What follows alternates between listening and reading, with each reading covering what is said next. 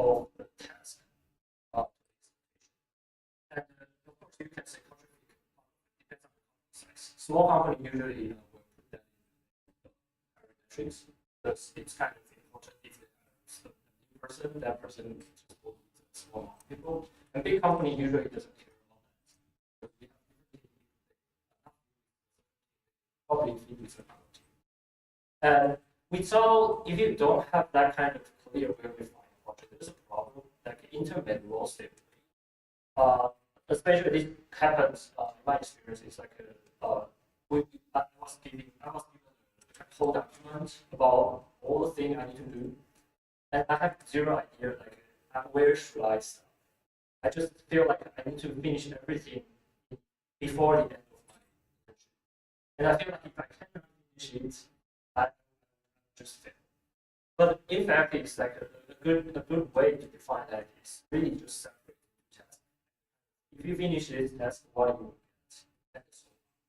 And the internet is a very clear understanding.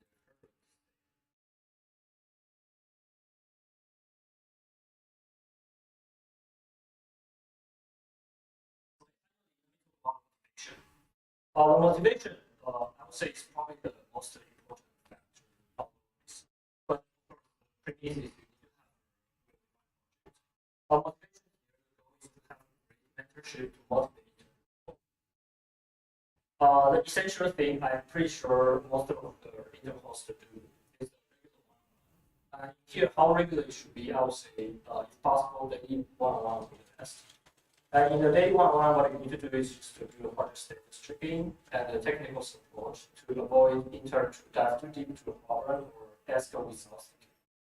And a lot of time we often skip the mental status check and the feedbacks. So these are all very important. So all those sort of things should be done in the regular one. But if you want to have a great mentorship, regular one is obviously insufficient. What we should do there is through the regular one, and gaps usually are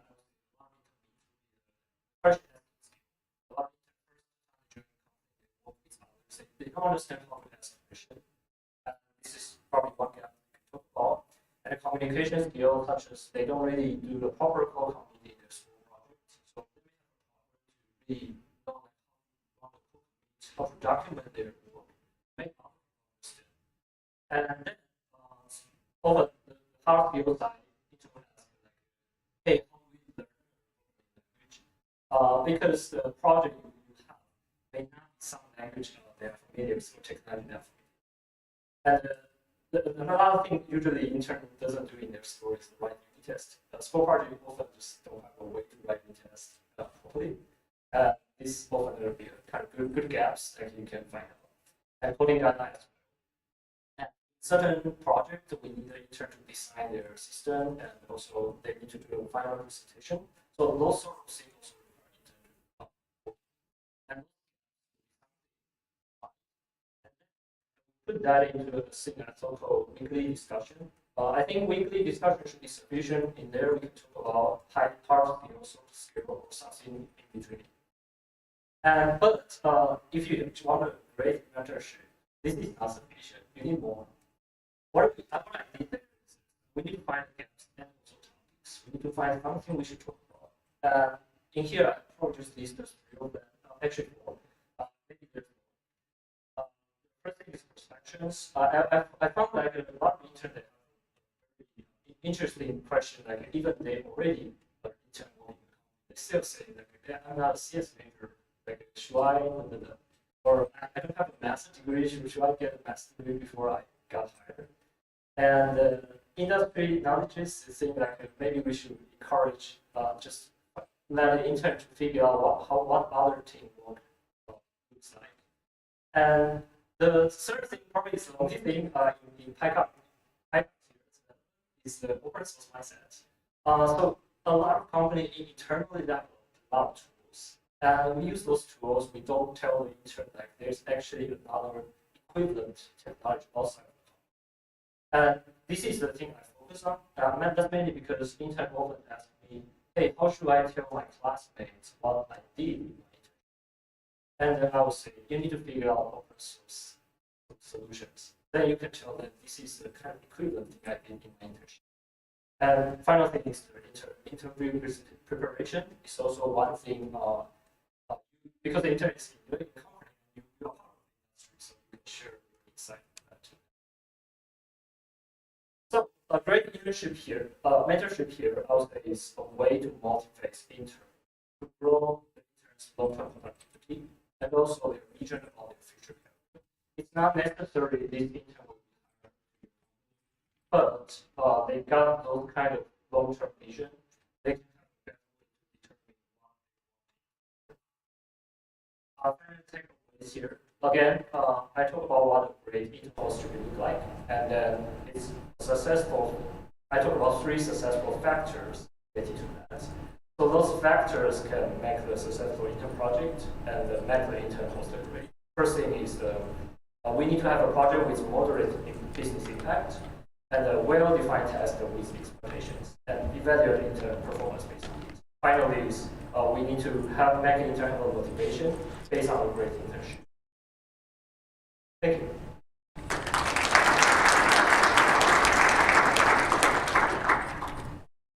We have a few minutes for questions. We have them with microphones, please. So, one question that I have is you mentioned the one-on-ones. You think the agenda for the one should that be something the host like determines or the intern? What we normally do with engineers is that we're like, if I'm a manager and I what we're supposed to be, that person will bring the agenda. I wonder what would you advise in the case of this situation?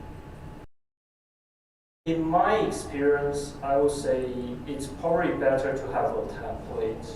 It's kind of leadership skill practice for the internals. Often you see different managers, they manage their reports in a different way. And some of them they have a template, they go through a template, or some of them they just have nothing, they just direct straight forward and talk about something you want to talk about. I would say there's no, I say should be good to have a template, but you may not necessarily use the template all the time. You may still talk about something outside of that template. That's what I was also need.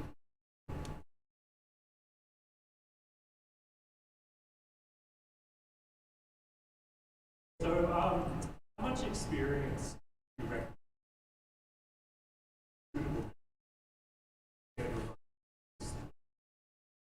I would argue this is very common.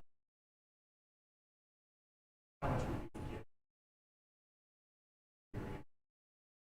So, what do you think? Okay. I think I will separate into two.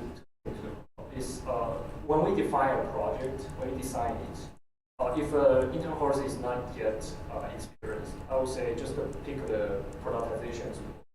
It's often easier because the outcome is expected and the effort is also known. Because you as a full-time engineer, you know how to work on it. You just let another person work on that.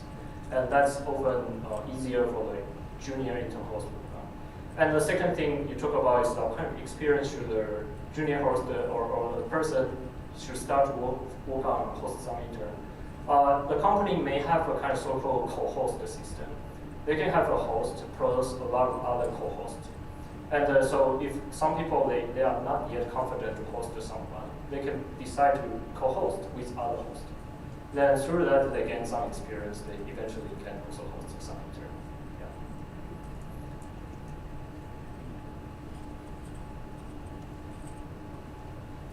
Any other questions? Oh, Are there certain types of projects that work better if you have like a group of interns working together, say like 2 or 3 interns on a team? I almost never seen 2 or 3 interns work on the same project at the same time.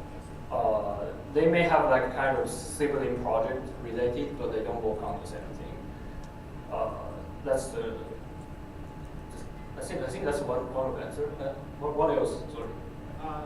Like you have this chart here, right? Yeah. A certain phase of development. If they have a group setting, is there one maybe that's better suited for a group versus another?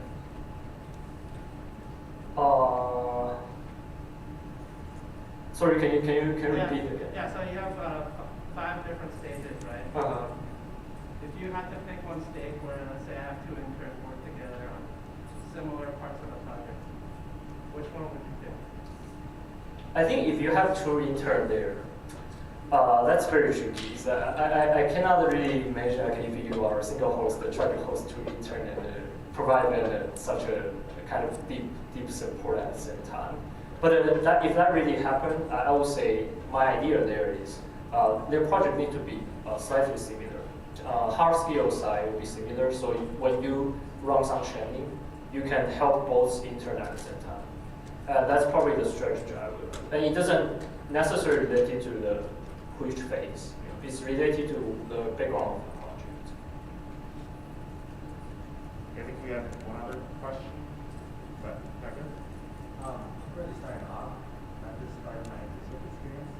What would be the expected time frame for me to earn experience in the industry? Would it be like 3 months, a year and a half? How long should I be doing internships to gain experience?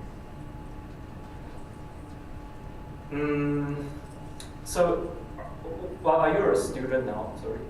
Yeah. Oh, you're a student now. I personally will suggest you do more internship in different environments instead of do one long internship in a single place. This is also I suggest other intern. You should not just because I'm good, so you just be with me. You should be with more team, understand different environment, and to have more diverse sort to your future career. Yeah. So that's basically answer your question, I believe. It's like not necessarily to be one lens, but a more diverse environment you should try. All right, I think we're going to stop here and go on to the next one. So thank you, Kara. Yeah, thank you.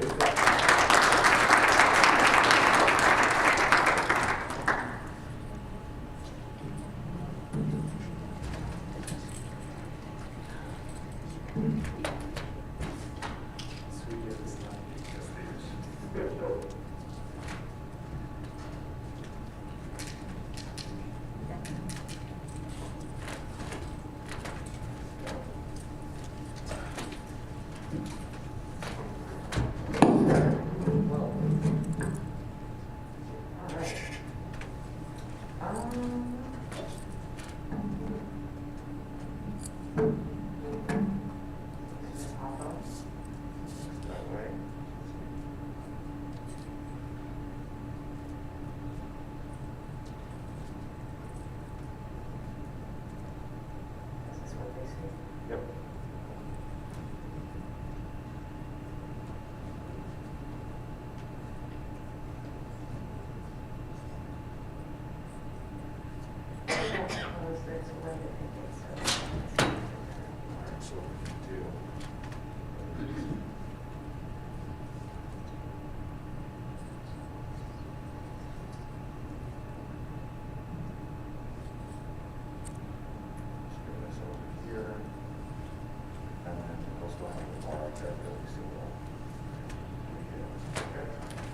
All right. Morning, everybody. How's everyone doing? You're all very dispersed. You can take your mask off. It's easier to. Thank you. You're like electrons. You all fill your own valence shells. My name is Chelsea Troy. I am a staff engineer at Mozilla. I teach in the master's program in computer science at the University of Chicago, and I also teach workshops for O'Reilly. One of the classes that I teach at the University of Chicago is called PyCon programming. I removed the Intro to PyCon syntax module from that class. I'm going to talk today to you about why I don't regret it. So,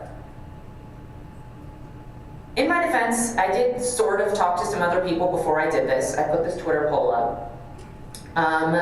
In not my defense, I did it with like 24 hours to go before the first lecture of the quarter. It was fun. I had a long night, and I'm sure that it showed in my teaching the next day, but I think it was worth it. I wasn't looking forward to the quarter, and when I was thinking about why, I realized that a lot of it had to do with the first lecture, Intro to Python Syntax. Intro to Python Syntax seems like the right thing to start a Python programming course with. right? It's the logical choice. It's the safe choice. It's the expected choice, and yet, I don't like it. First of all, I don't like it because I hate lecturing. It's not the modality of teaching that I enjoy. I think most topics benefit from something more robust and interactive than a lecture, especially when students don't yet know me or trust my pedagogy. Not to mention, when you teach at a master's program in computer science at a very prestigious and special university, and you walk up to the podium and you look like this,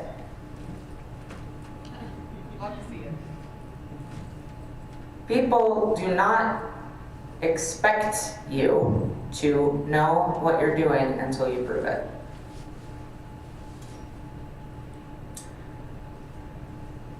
But the logistical reasons why I don't like Intro to Python syntax are more important than that. First, I'd rather present material like Intro to Python syntax as a video for folks to take home, because live, it is impossible to give this lecture at the appropriate speed for my specific audience, and the reason for that is that my audience requires different speeds for this lecture. In this class, I have an extremely wide range of experience. It is a master's program in computer science. There are people there who are coming to get trained for their second career after they have had a career as teachers, or as managers of an oil field, or as accountants. And this is one of their first classes about programming. They've taken maybe one before. On the other end of experience, I have people who walk into my classroom with 10 years of Python. And the reason that they are here is that this is one of the required courses for the fulfillment of the degree that their manager told them they need in order to get promoted. And I have to figure out how to make my 27 hours with each of these students worth their time across such a wide range of experience. For that, something like Intro to Python syntax works best as a video that they can speed up, or slow down, or pause according to their needs. That is how I present most tech tutorials now, as out-of-class video assignments with either comprehension questions or programming challenges. So the dirty secret behind this talk is that I didn't really trash Intro to Python syntax. I just removed it as the in-person introduction in my course. Now that is available for students as part of their homework.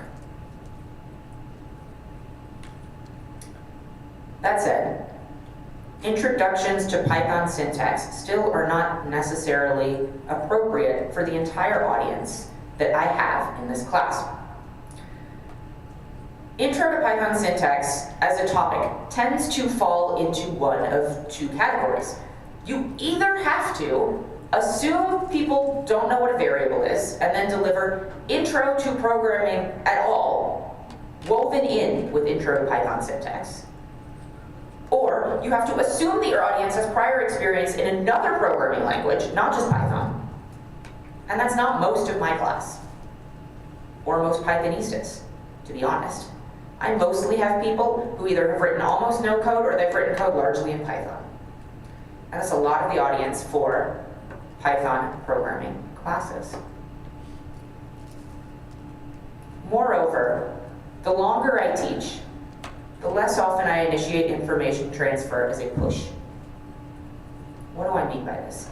I tend not to give students information and ask them to trust me that they should care about it. Instead, I initiate information transfer as a pull. I demonstrate why this is important. I give students a reason to care. And then I give them the information once they're already looking for it. This is my single biggest trick for fitting more learning into less time and effort, which is important at the University of Chicago, where I get to see them 9 times, 3 hours per time. I only have 27 hours, and I have to jam a lot of learning into that. What helps with that is to sell students on knowing things before teaching them, as opposed to repeating things over and over in hopes that they'll get jackhammered into the students' memories. I only have time to say each thing once. The important things I can get in there twice. But I have to be able to demonstrate that they're important structurally. So that's what I do in my class. So, if I'm gonna rip out intro to Python syntax, what is the replacement plan? I decided to adopt the Dave Beasley approach to education. Are folks here familiar with Dave Beasley talks? Some of you yes, some of you no. Dave teaches Python. He does stuff like live global interpreter lock pyrotechnics and counterintuitive advanced Python examples. Highly recommend looking up some of his stuff on YouTube. He teaches classes in Chicago. They are excellent. If you would like to come to Chicago and take one of his classes, I can't recommend it highly enough. Dave Beasley has been called, among other things, a daredevil, which is maybe a normal moniker for like a BMX biker, but pretty unusual for a programming instructor. So I do think it's notable. Dave's approach to teaching, and this is a direct quote from the man himself, melt their brains. So, first, I compiled a list of code snippets from these people who are all on Twitter. I compiled a list of examples that demonstrated weird and not intuitive things that Python does. I put them in a Jupyter notebook, and I ran them until they behaved or misbehaved in the ways that I expected. So, for example, here, I initialize two variables to the same integer, and I ask students if they're equal. Are they equal? I see some nodding. Then, I ask the students if those two variables share an identity. You see those texts in blue? They link to forms where I ask students, is the variable 8, in fact, 8 again? Now, let me ask the folks in the room. I'm not gonna make you all go to this link and fill in a form, just close your eyes. Okay, now show of hands. Who thinks 8 is 8 again? Who doesn't? All right, looks like maybe about half and half. Great, hands down, open your eyes. This was the second step of my plan. Build a series of questions around these code examples for students to engage with, so I could actually show students a chart of how they responded. Now, as you can see, 71% of my students thought that 8 was not 8 again, right? Because we initialized two different variables here, 8 and 8 again. Now I run the notebook cell, and students see that 8 is, in fact, 8 again. Interesting, right? We expected them to be equal. We didn't necessarily expect them to have the same identity, the same memory address, in fact, be pointing to the same 8. So, after we finish talking about 8, we do the exact same exercise. This time we just do it with 257. So, now the chart flips. 70% of the class thought that 8 was not 8 again. Now 70% of the class thinks 257 is 257 again, which makes sense, right? That makes sense based on what we just saw. It's not. It's not.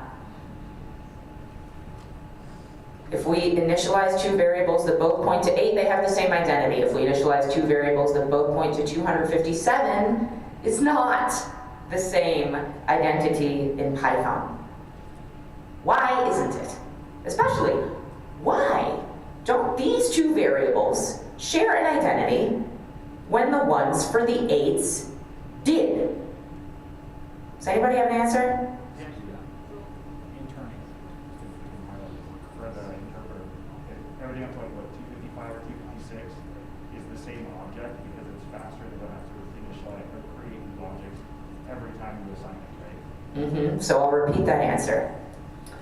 There are a number of integers in Python that use a technique called interning. Are folks familiar with this? So what this is that when we create a new variable pointing to one of these things, it points to that piece of information in memory, which we only store one time. Python does the same thing with strings. It's called string interning.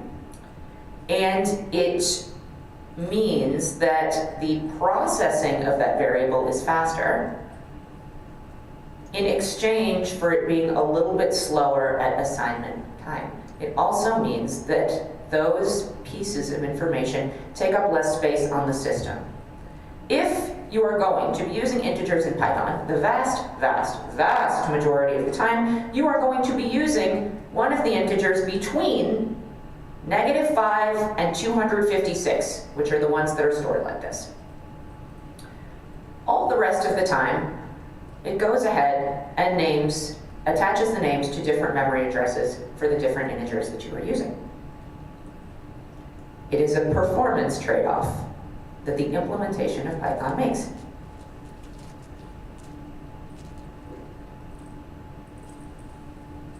Now, over the course of these scenarios, I use 7 scenarios with the students, and each of them has a point. I describe equality versus identity. I describe tuple syntax, default values, and more, but the point is never actually the Python.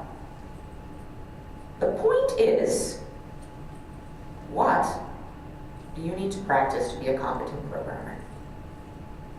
And it is, honestly, 3 things. First, you need to learn to read other people's code.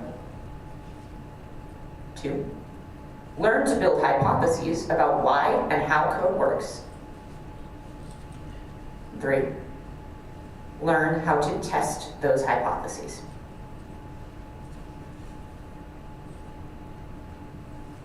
That's it. And each scenario that I present to the students practices one or more of those 3 skills. I ask them to describe this code to me. I ask them, how do you think this might work? What are our 2 options for how it works? I'll say, okay, give me a line of code that can help us determine which option it is. What does it return in case A? 8s versus case B? 257.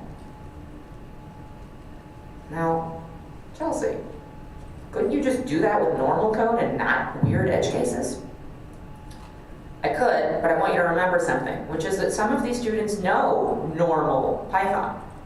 They could short circuit the investigation process by already knowing how the Python works, and that, you will recall, is not at all the point. Not to mention, this level playing field helps relative beginners. Oh, you have no idea how this code works? Don't worry. Your classmates who get paid to write this language also don't know how this code works. The exercise starts to feel futile in a productive way and creates a safe environment for students who have less Python experience than their peers to nevertheless attempt to answer the questions that I am asking in their first lecture, which is no longer Intro to Python Syntax, but instead, talk to me about investigating all of the ways that Python might fail us and why.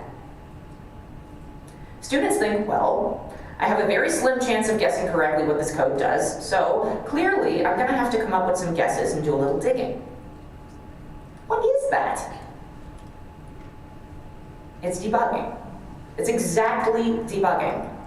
And the very first session, I have the opportunity to give students practice with that skill, to introduce them to the steps of debugging, so that they can then use those not only for their homework in my class, but also in their homework for all their other classes. In fact, in any programming work in any language that they do, hopefully for the remainder of their academic and professional careers. Okay, let's be honest, you want to see another one, right? Okay, so what data structure is this? Nobody trusts me now. It's a tuple, it is, that's right. What are some characteristics of tuples? Immutable, I hear immutable in the audience, that's right, they are immutable. So you see we've got this tuple, theoretically, a tuple, immutable. So we've got 4 at the 0 index, we've got 6 at the 1 index, and then at the 2 index we've got this array, it's got 8 and 9. So here we have our tuple, it's immutable, excellent. So What's gonna happen when we do this? Is it gonna let us do this? It should. It should. So what this is doing is it's taking the element at the second index of the tuple, that is the array of 8 and 9, and it's attempting to add 10 to that array, so that it says 8, 9, 10. But we've done this in a tuple, which is immutable. See, nobody trusts me. It's fine. There's an error message here. You can't assign items to an existing tuple. It's immutable, right? So clearly, we've gotten an error message and our tuple remains unchanged, right? I'm still gonna have that list at the end with just 8 and 9. Okay, but if you call the amendment. Interesting. Right? Why? Why does it do this? Lists are in fact mutable. What we've done here is we have encountered an edge case in which we have placed a mutable data structure inside of an immutable data structure. And clearly, the order in which those two things are handled results in a situation where we can get an error message that tells us we can't do a thing exactly as it is doing it, right? Fascinating. I'll tell you something. So I teach at the University of Chicago, an excellent school that is thoroughly Midwestern, where people are nice and polite. There is no better proxy indicator for pedagogical effectiveness than making a bunch of Midwesterners angry. Works like a charm. I know how effective my classes are based on how soon into the quarter I can get students yelling at each other in their group exercises. It's a lot of fun. But this is exactly the situation in which they run into these sorts of problems on the job. Anger and confusion beget learning because they're precisely the situation in which people want answers. And right now, while they're in my class, I'm here to provide the answers. But when the students graduate and go into engineering positions, I'm not going to be there. My class, and I tell them this, is about all the skills they will need to systematically navigate the confusion of a software system. I won't be there, but I'll have sent them out into that world with tools to help them on their journey. This lesson translates across whatever stack and language they'll work on, not just Python. And it feels to me like an especially critical lesson to include in the context of academia, a place that typically rewards knowing the answer while training software engineers, paid and expected, to be thrust into situations where we don't know the answer.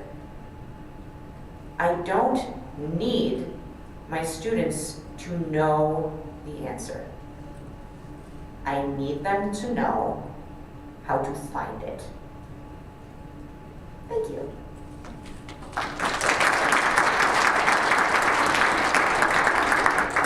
Do I have time for questions?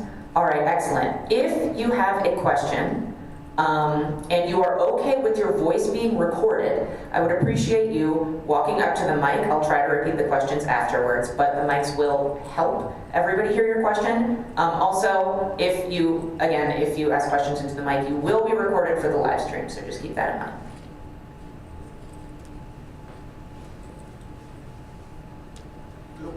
Hello. Hello. So the question that I have is, you mentioned that this is something that you did for a master's degree, and I would guess that it was computer science related, some sort. Have you tried something like this in a different context, like different type of engineering or different academic level of the students, like, let's go even back to high school, I guess? Sure, yes. So the question was, the context in which this lecture took place, or this session took place, was in a master's program in computer science. Have I tried a technique like this in another context, such as high school? So I have not done this in a high school, but I do think that it has potential to work in an environment like that. Environments I have used it in have included a workshop that I was teaching formerly incarcerated folks who are just learning, in many cases, not only software engineering, but also sort of how computers work in general, because they haven't had access to modern computers and they're learning a lot of these things for the first time. And I found it to be valuable in a context like that, again, because it creates an accessible entree into the material where somebody's problem solving and critical skills are what we're talking about, not necessarily their pre-existing knowledge of the code itself. I also give a number of professional workshops through O'Reilly, and I found a similar technique to be really useful there. Once again, we're seeing a wide skill gap. Senior staff and principal software engineers attending a workshop with folks who are relatively new to programming, and they're trying out the O'Reilly subscription that they get through their very first job. So I find these sorts of exercises to be extremely valuable, not only for addressing wide skill gaps, but also for generating interest so that folks have a reason to come back to the second session and start learning some of the material that I have for them.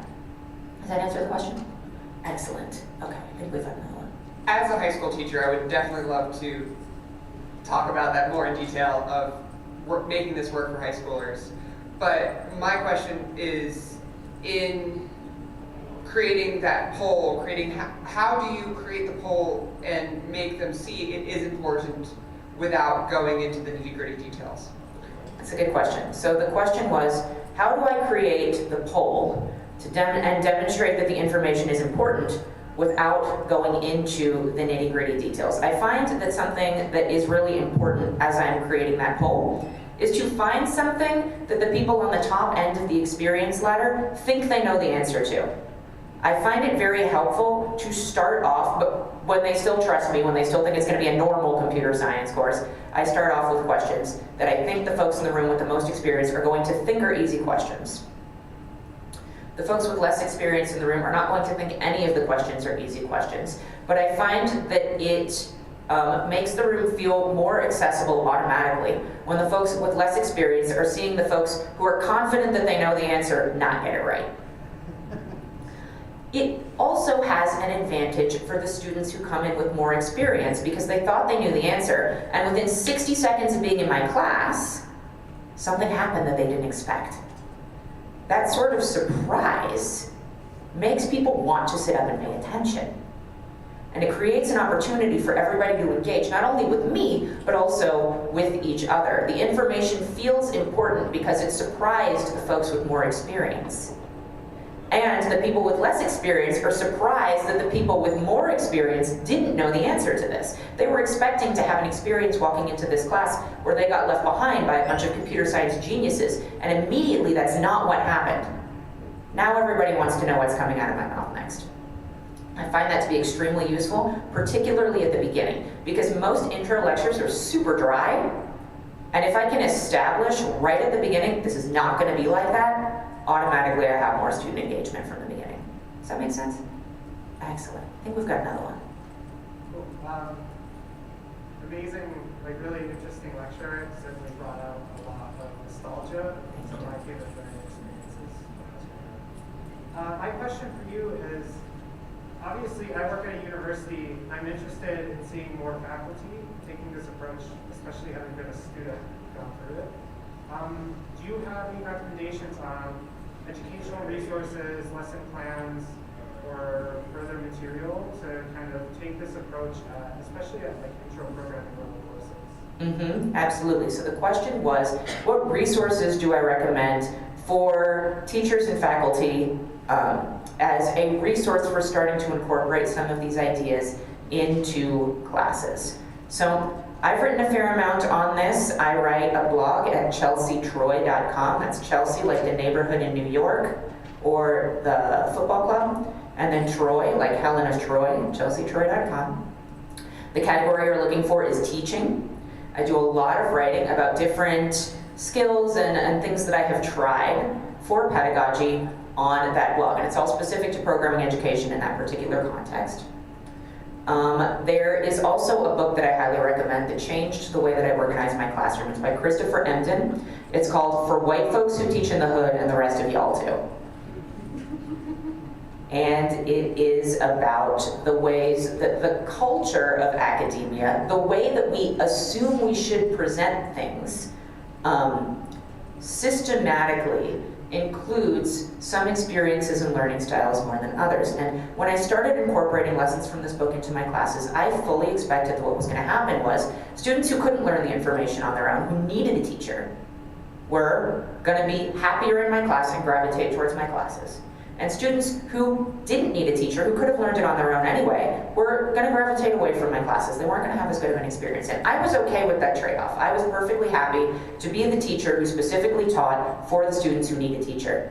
And that wasn't the experience that I had. Instead, with very few, rare exceptions, every single student had a better experience in my class. When I started incorporating lessons from that book, I cannot recommend it highly enough. One more question, is that what I just heard? Oh, it's for white folks who teach in the hood, and the rest of y'all too. It's by Christopher Emden. All right. Did that answer the question? Awesome. All right. How about we do over here, and then we'll come over here. I'll get them both. Hi. Thank you for the talk. I'm picking up here. So I actually have taught undergraduate labs where I have maybe 30 students, and then I've also guided small groups of colleagues through Python skills and things. And I found that there's usually a difference in what kinds of outcomes you can accomplish with 5 or 6 people and 30 students, and I wonder how you navigate being appropriately ambitious for the size of the group you have, and like how you start to sense the differences between those group sizes. That's a good question. So the question is about class size, 5 students versus 30 students. Absolutely, you can be more ambitious in your pedagogical techniques, and also a bit more of a daredevil in your pedagogical techniques if you have a smaller class. I'm extremely lucky at the University of Chicago. My classes are generally about 14 people, and they're extremely, extremely well supported. After 10 students, I get a TA. After 15 students, I have both a TA and a grader. The University of Chicago treats its students extremely well, so if you're looking for a graduate program, you know who to talk to. But I also teach workshops at O'Reilly, and these can have up to 250 people in them at once. I do find that it's extremely important to think more about self-service options when you are teaching at that size. You can still use polls like this. Answering individual questions is going to become untenable at that size, unless you specifically say something like, find me afterwards, or something like that. I do find that group work is especially helpful after about 5 people. Breaking things down into groups of 4 or 5 gives people more opportunities to help each other, which can help scale some of the techniques in ways that I can't do when I'm talking to 250 people alone. Does that answer the question? Fantastic. Do I have time for one more? All right, one more right here. Hopefully a quick question. I've experienced that a lot of the people that I've taught, they have this preconception that they're not computer people, and they're kind of scared of the computer. And I'm very curious to hear if you've had that experience in your teaching, and in that case, how this technique works for those people. Totally. So the question was whether this technique works for folks who consider themselves not computer people, which is a lot of the folks that we will see in an introduction to programming class. In particular, sometimes in introduction to programming classes that are taught by a marginalized presenter, because people from marginalized groups will gravitate towards things taught by a person like that as they see themselves represented. I've seen this a fair amount in my classes, and I find that a technique like this, you would expect, some might expect it to feel disheartening that they're not getting the answers here, but I think the key in those particular circumstances is seeing that folks with more experience than them also don't know the answer. I get this sort of surprise squared effect out of specifically implementing this technique in a mixed skill group.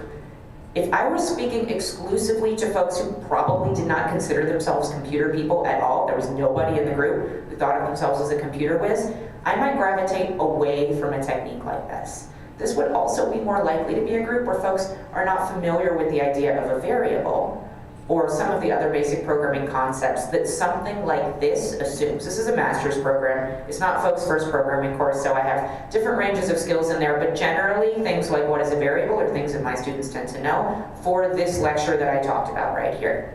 in a group of students for whom that might not necessarily be true and for whom that kind of information might even be intimidating, I would be gravitating much more towards some sort of visual aids, I think, where I would ask folks maybe to fill in a piece of a diagram, like a diagram version of Mad Libs. Something that's participatory, but also feels more accessible and doesn't necessarily show them lines of code off the bat. Does that answer the question? Excellent. I am happy to talk to folks throughout the conference. Come and find me. I think I'm pretty visually distinctive. My name is Chelsea Troy. You can find me at chelseatroy.com. On Twitter, I'm Hey Chelsea Troy. And I guess that's it. I would be happy to hear from any of you. And thanks for having me today.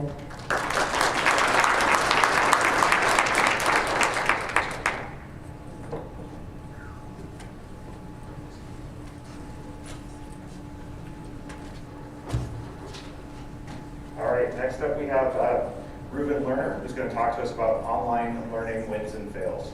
So welcome, Reuben.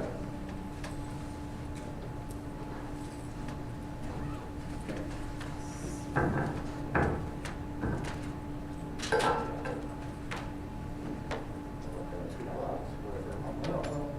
have less of a chance of leaving it like I did in my club last night.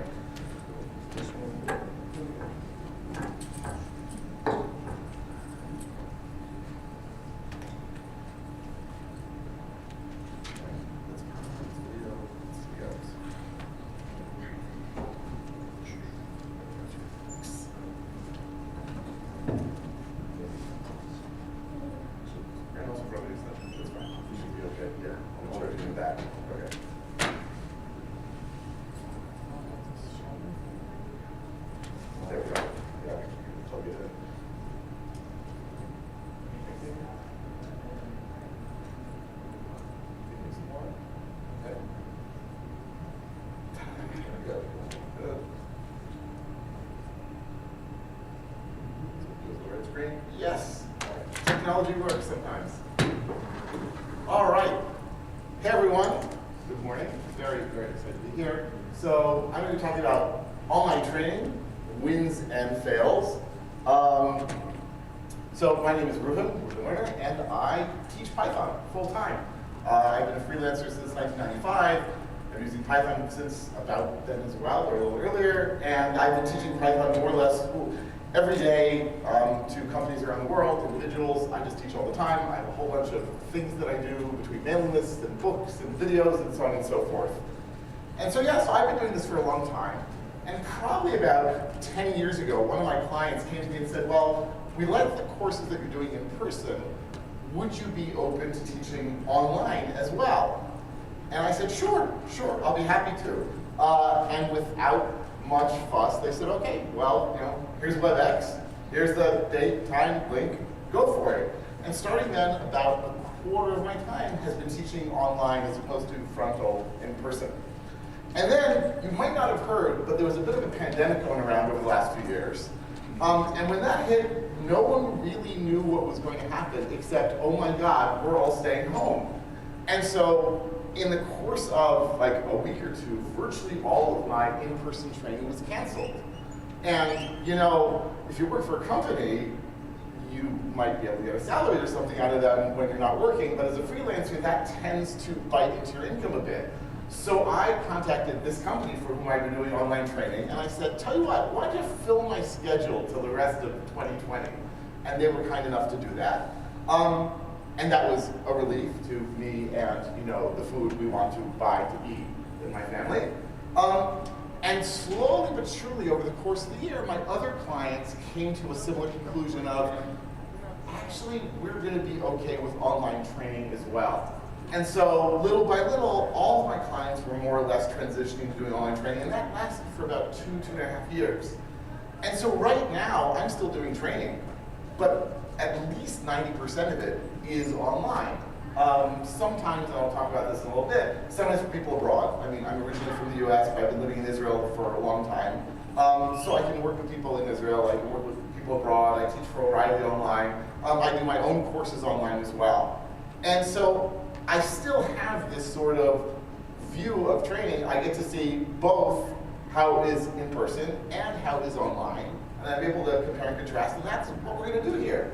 So what has this meant for my teaching? Also, what has this meant for my students' learning? And so, I'm assuming at least, some of you have kids, and those kids were probably in Zoom school over the last few years. And I think the general assessment was that it was awful, if we're being kind. It was often worse than awful. Teachers did not adapt. Students did not adapt, or when they adapted, it was to be worse. The one good piece of news, sort of, kind of, was that when my son would put his teacher on speakerphone, we would find out just how awful his teachers were. I was like, really? This is how your teacher has been teaching? He's like, yeah, that's how all the teachers teach. I mean, this is similar to a number of years ago when my kid said to me, so, Dad, do you yell at your students in your classes too? I was like, oh my God. The thing is, there are a lot of problems with online teaching and learning, no doubt about it, but there are also some advantages. And in doing both over the last few years, I've tried to sort of cross-pollinate these techniques so that the good things in online teaching have helped to inform my in-person teaching and vice versa. And it's always, the grass is always greener. Oh, when I'm teaching online, I wish I could do X and Y and Z and A, B, and C. But it turns out, after having taught online now quite a bit, when I'm in person, there are things that I miss about the online stuff. And so, we talk in the education biz about how often good learning comes from metacognition, comes from thinking about things. If you think about what you're learning, then you're going to learn it better. And metacognition about teaching turns out to be pretty helpful too. If I'm constantly thinking about how am I teaching, what am I teaching, and what's working and what's not, well, hopefully my teaching will get better as well. So the thing is, the world has changed, right, in all sorts of different ways, and education is not going back. Even though lots of companies are now forcing their people to go back to the office, online learning, that's sticking around for a whole bunch of different reasons, and the big reason is it's cheaper. Right before the pandemic, probably about once a month, I was flying abroad, to the US or Europe or China or India and teaching. And so that meant these companies needed to pay for my flight and my hotel, in addition to my, my fees, and they often flew other people in from their company and put them up in hotels. And they're like, wait, we can eliminate all of that by having it online. And so that's what they're doing. And they are not that worried about the educational effectiveness. If it's like 75% is good, but it costs 100% less, well, not 100% less, that would be like totally free, but it costs a lot less, then they're going to do that. And so we, as educators and trainers and teachers, basically need to accept this and then figure out how we're going to move forward with it. So what are some wins, right? What are some things that have actually been better about teaching online? And here's like the biggest win that everyone loves: no commute, right? So like if you teach from home, suddenly you have more time. Breakfast ends at 8:59 and class starts at 9. They have no idea that my empty cereal bowl is right in front of the monitor, right? They don't have to know this. And I've taken advantage of this now, during the pandemic, and I've continued this. I take very long morning walks at sunrise. And so I live in this small city in Israel. It is actually a city, you will not believe that in a moment. And so I walk through 3 different parks, and one of the parks during the summer months invites some shepherds to come and let the sheep graze to cut down the grass to avoid forest fires. So every morning I see the sheep, I am super happy. I annoy my family by sending them photos and videos of the sheep. They're like, enough sheep, so I'm boring you with them. Anyway, so my morning starts on this like totally bright note. But in terms of teaching, what else? Well, here's the big deal. I can reach more people. The fact that I'm teaching online means that I can reach people who are either living far away from main cities or are different branches of companies that would not normally have the resources to bring someone in. So that's great. And even some of my clients in Israel, where they would have me teach in their main branch, and the people from the other branches were sort of like, well, I don't really want to travel that far. Right now, I can reach all of them equally. And so some of these companies have said, we actually prefer that because we don't have this sort of discrimination.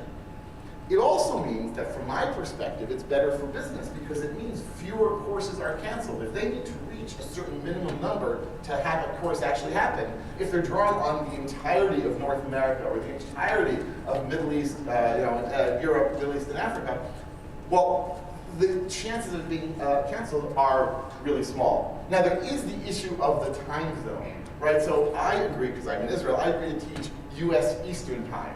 And so those poor folks in California, luckily there aren't that many of them in the high-tech world, but those poor folks who are getting up at 5:30 a.m., a little bleary-eyed, well, you know, folks, you chose to live out there. But like really, it's been good in that sense. Here's another big win, captioning. Not all systems do this, but a lot of them do. And you can have it automatic, and like it continues to amaze me that this is possible, but like, you know, we're living in the future in some ways, both good and bad. The fact that these systems can take my voice and immediately transcribe it and do transcriptions that are pretty darn good, even when discussing technical topics, that's great, because I'm teaching people who are non-native speakers of English. I'm teaching people who might have hearing issues, and it just helps to reinforce what's being said. Like now, I just read something that like some very, very high proportion of native English speakers now watch movies on TV with the captions on. And this is not like an old person, you know, non-native speaker thing. This is a like thing that people enjoy. So you can't do that. You can't do that so easily when you're teaching in person, and online, it actually works really well. Recording. So I have very, very mixed feelings about recording my courses. And that's basically because I had a client a number of years ago who lied to me about it. They were like, oh, there's this one guy who can't make it, can record it. And then someone let it leak at lunch that, oh yeah, we're gonna show this to everyone in our company. And I don't know how it happened, but mysteriously my microphone stopped working after lunch. Who knew? Who knew? So I normally don't allow them to, but the fact is that when there are recordings, it's really useful for people. And I learned this with one client where they actually, this was weird, but they had me sit in the room while people watched my recordings of a Git course. Long story, it's kind of crazy client, but they're all crazy, right? Just in different ways. And so when I would talk to people about what was the advantage of watching the recording versus doing it with me, they said, oh, well, we can adjust the speed, we can rewind things, we can, if something doesn't make sense when we're doing exercise. And then many of them would say, I didn't want to bother you when you were lecturing. Right now, I didn't see it as a bother, but they saw it as a bother, or they were embarrassed, or they didn't want to like hold everyone else back. So when there are recordings, that actually can be really useful. Of course, recording in person, you know, recording here aside, can be really obtrusive. Here's another thing, I do a lot of exercises. And I tell people, I say, if you are stuck doing the exercise, please ask me for help. Right, my goal, I call it controlled frustration. Right, I want them to be a little frustrated while they're doing the exercises. I want them to sweat a bit, but I don't want them to be like, oh, this is impossible, I can't do it. And so if I'm teaching online, they can contact me, they can share their code with me in a private chat, and then I can help them out. And I won't give them the answer, because I'm that kind of guy, as my children know, but I will give them a push in the right direction, or I will show them, oh, see this error message? And so if their lesson, now they're not going to do this in person. If I'm teaching in an actual classroom, they're not going to say, maybe I'm having a problem. Some of them will, but many of them won't. The other thing is I can do this. After I give an exercise, I always go over it, right? And from my perspective, it's one of the most important things I do, is show them the process for solving the problem, not just show them the answer. And then I say, who here has code that didn't work? And they can share it with me privately in the chat without any embarrassment. Right, I always say, don't worry, I won't say who gave me this code unless it's really bad, right? And that might give me some nervous laughter from the people. But basically, I can then say, oh, this didn't work, let's talk about why. And almost certainly, someone who didn't have, or had code that didn't work, someone else had the same problem. And so we can turn into a learning experience without any embarrassment. Here's another thing, when have they finished? Right, so I give them an exercise, who knows when they're done? Right, if I'm in person, I can sort of look and see, but not necessarily. And online I can say, please raise your virtual hand when you're done. Now, do they always play along? Not necessarily, right? But like, if they do, I can then say, okay, when about 50% of them have indicated that they're done, now I can start going over it together. Sharing screens, right? So something doesn't work, and they can share their screen. Now, could I go over to them in person and look at it? Yes, obviously I could. But this way, everyone can see it. And everyone can give help as well. It becomes much more mutually reinforcing. Here's another thing. No one is sitting in the back. So there's always a question like, how big should I make the text on my computer? And so the people in the back, right, either they don't care or they sort of lose out. But this way, everyone is sitting in the front row or in the back row, you know, call it what you will. The other thing is, like, I teach, I don't use slides, I use Jupyter, and my Jupyter is always mirrored using this thing called Git Auto Push to GitHub every minute or two. And so they can see what's on my screen, they can also see what was on my screen, and they don't have to bother anyone with scrolling back and forth, they can just see it right there. And I also, as I said, I don't use slides, I do live coding. So I can type more. I didn't even realize how this had changed until I started teaching it in person. I was like, oh, right, if I'm standing and walking around and gesticulating at the screen, I'm obviously not then able to type.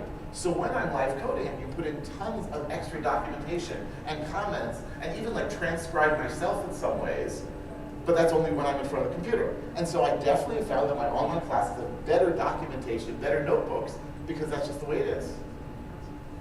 Another good thing, half-day classes. I adamantly oppose, or I adamantly refuse to do half-day classes with my clients, because I'm gonna have to travel there, I'm gonna have to travel back. Like, I lose the day, so I'm not gonna let them do that, but if it's online, who cares? And suddenly, my schedule looks like this jigsaw puzzle of where Tuesday morning I'm teaching for company A, and Wednesday afternoon I'm teaching for company B.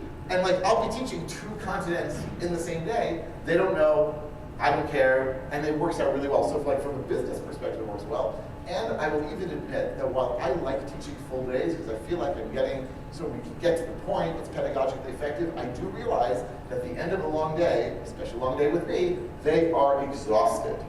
Right, at the 7th hour, blah, blah, blah, blah. So doing half days has actually worked out pretty well.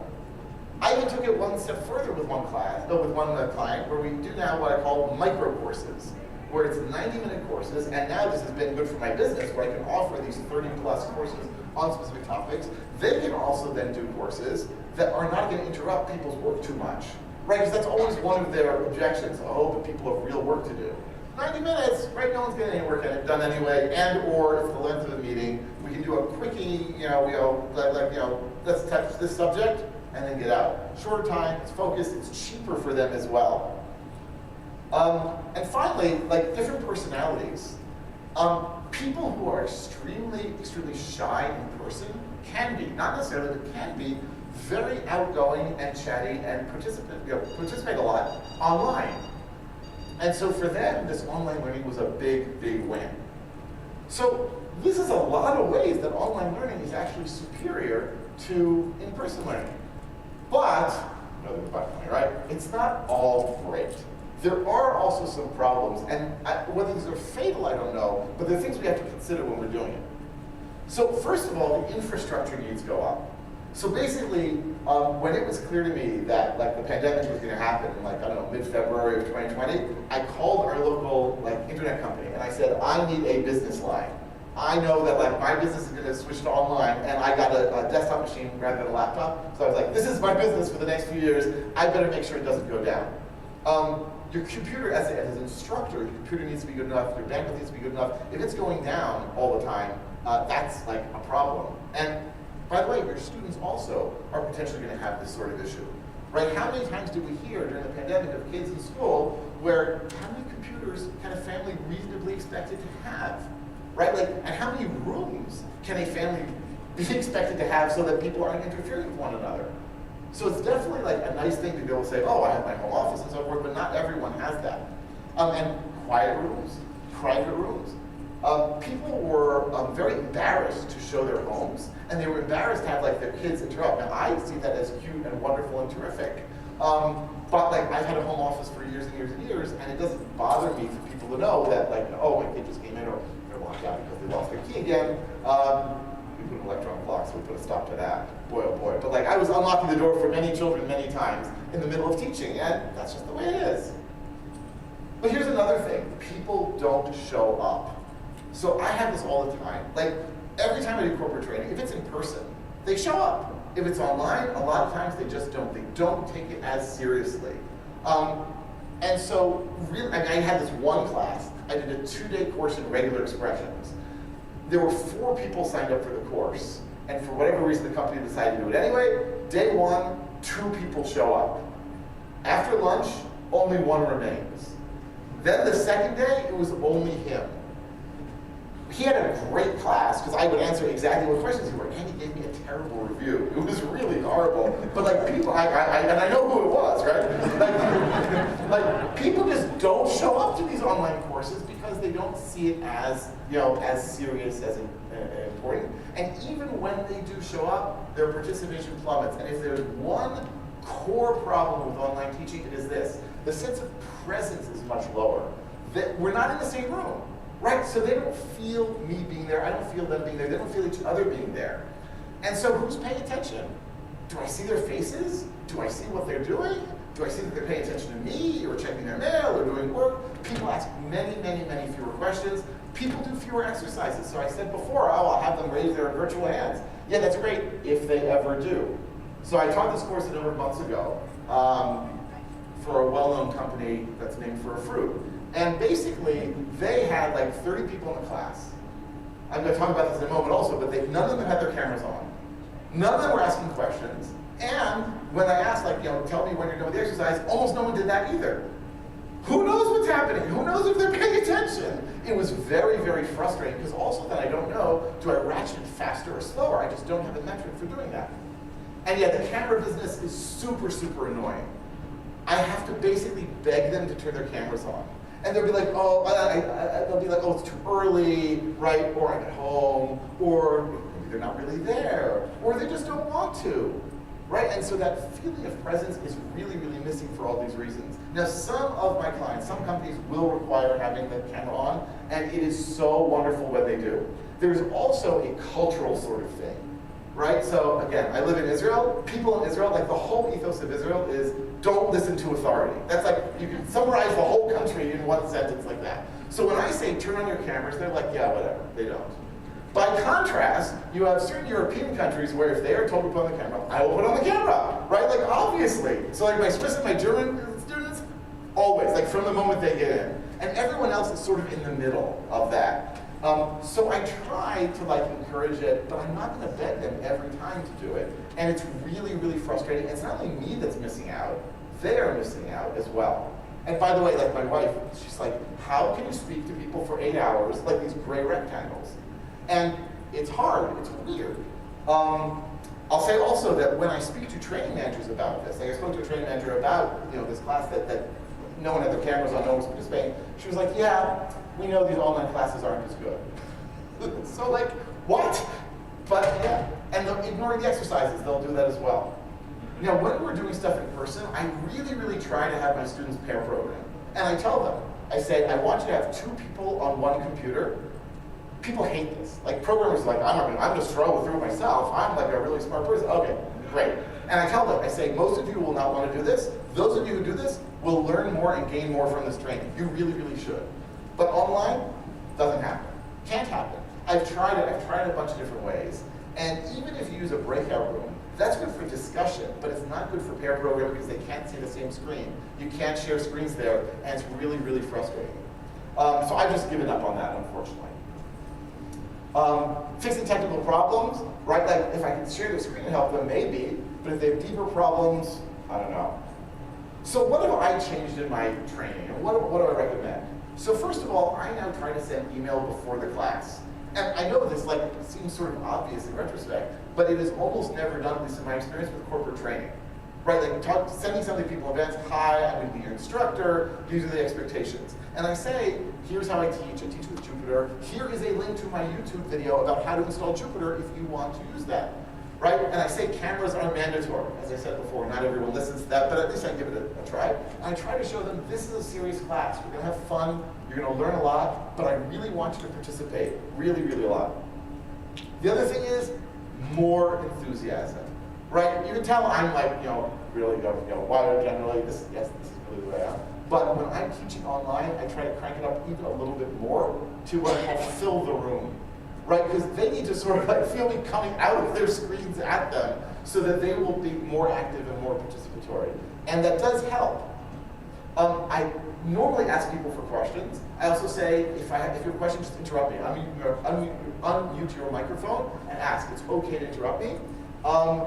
And I do this even more when we're online. I want it to be a conversation. I want it to be a discussion. I don't want to, if I'm just lecturing for 8 hours, bad. And so It sometimes takes a little while for people to get into this, but when they do, it's also much better.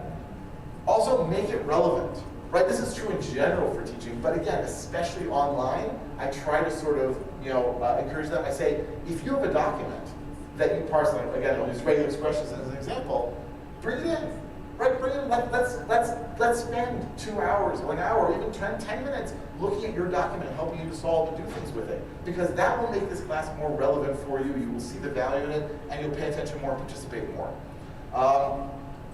Collaborative solving. As I mentioned before, like pair programming doesn't work so well online. So what I've started doing is I've said, okay, instead of you doing this exercise on your own, or after you do it on your own, instead of me solving it, let's solve it together.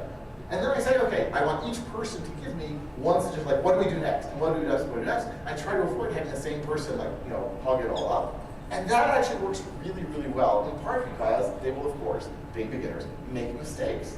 Perfect opportunities for learning. And if they understand they're in a supportive environment, one that wants to help them learn, then they'll be excited about this. They've never done this before. And if sort of writing by committee is generally awful, coding by committee or coding as a class together, if it's a small enough thing and focused enough, it actually can work really, really well, and people enjoy it.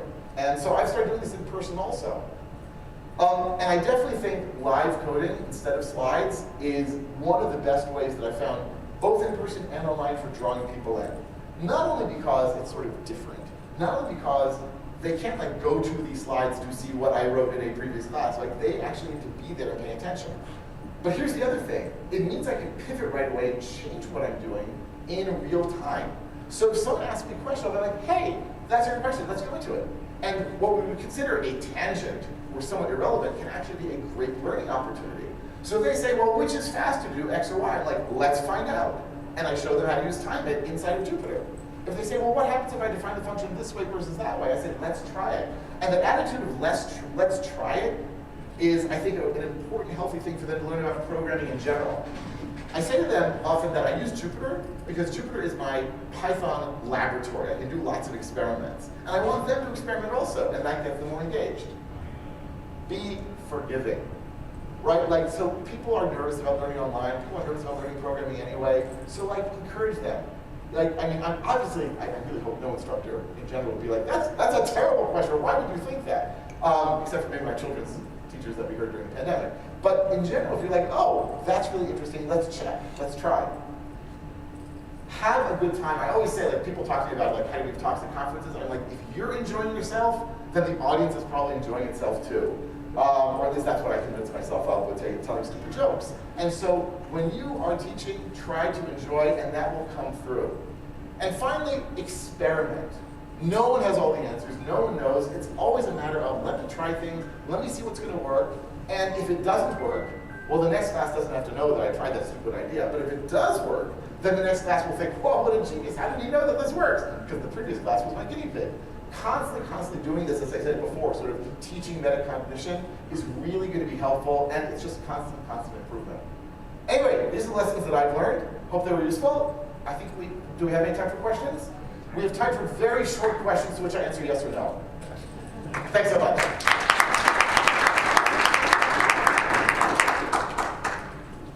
Hey, Ruben. Hi. Good to see you again. Good question. So, what's your setup like? Like in my case, I also teach online. I discovered that I ended up like adding money, so I began with just one, ended up with 2 and then 3. So, what did you work with for your online sessions? So I ended up getting a desktop machine. I got an iMac and I started with one external screen. I also got a second one. I almost never use that second external screen, but having it is like good backup and useful. I will say also that, what do I want to say? Oh yeah, well, sometimes I teach on one screen and I feel like I'm like missing a limb or something. It definitely, you can do it, but I just feel like, oh, I can't express myself the way I want. Yeah. Yeah, please. With live coding, how do you make sure you hit everything? Do you have what sort of notes do you have, or do you just go for it? So it depends on how long I've been teaching the class for. Like yesterday, I did a 3-hour tutorial about comprehensions, and I had no notes, and like because I've taught it so many times. If it's a topic that I'm new at, then I'll write out notes for myself, at least like a basic outline, and then I try to hit everything. And also, I sometimes call it, I have accordions in my teaching, where basically it's a topic that can go long or short, depending on time. And so if I have a few of those accordions in there, then I can always try to like hit those things. Hey Ruben, good to see you. Amazing. So 2 really quick questions. So it sounds like you have a lot of folks who are on screen, like can talk in your classes. So how do you like, is there an ideal like cap the number of students that you have in an online class? So that's another cultural issue. I say that in Israel, I keep it capped at 16, and everywhere else in the world I'm willing to go like 20 or 30 because they talk less. But online people talk so much less that I'm willing to go up from that, even though I wish they would talk more, and I wouldn't be able to do that. And then on captions, so do you, like, I think the automatic ones or the AI generated ones, you get a lot of mistakes and stuff. Is that distracting, do you think? Or is that like, hey, great, we have captions and they're right there and that's the best? Hope not. Hope they're not distracting. I'll tell you, I haven't looked at them that often when I've been speaking, but the times that I have, it's been good enough. Like, if it's like even 80 or 90%, that's such an assistance over like nothing, especially for non-native speakers. So I'll take what I can get. Let's pause here and you Okay. can grab stuff. All right, thanks folks.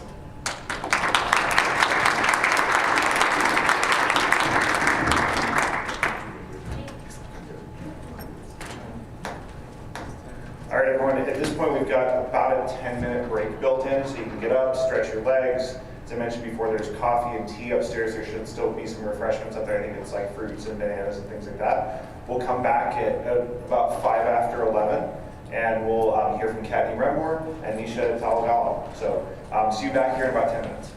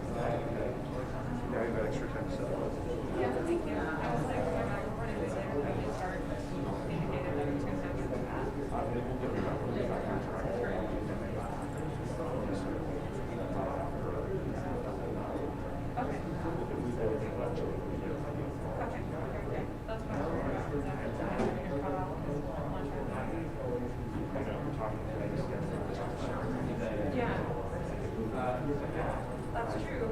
I guess that's good. Because you appreciate my needs and mindset because it is expensive to not be recording. Yeah, right, the whole room's not going to right. You can only say that about 99%. You could be self-advised.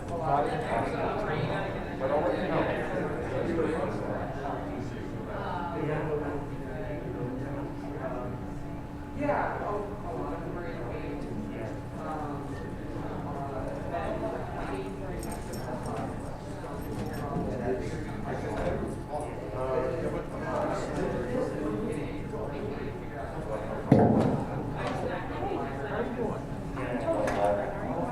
Yeah.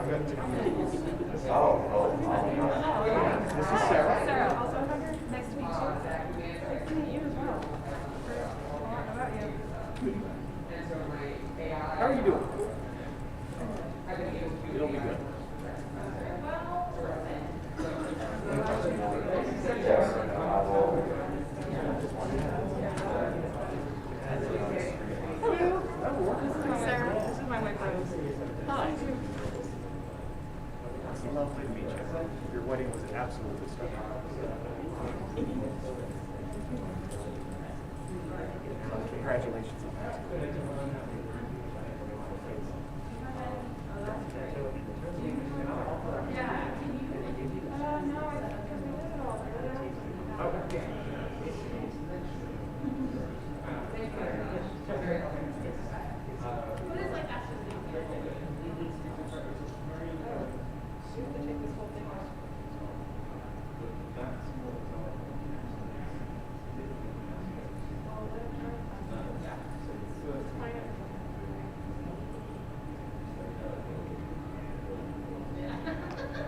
So it's kind of funny, it's engaging, but we need to get track of better.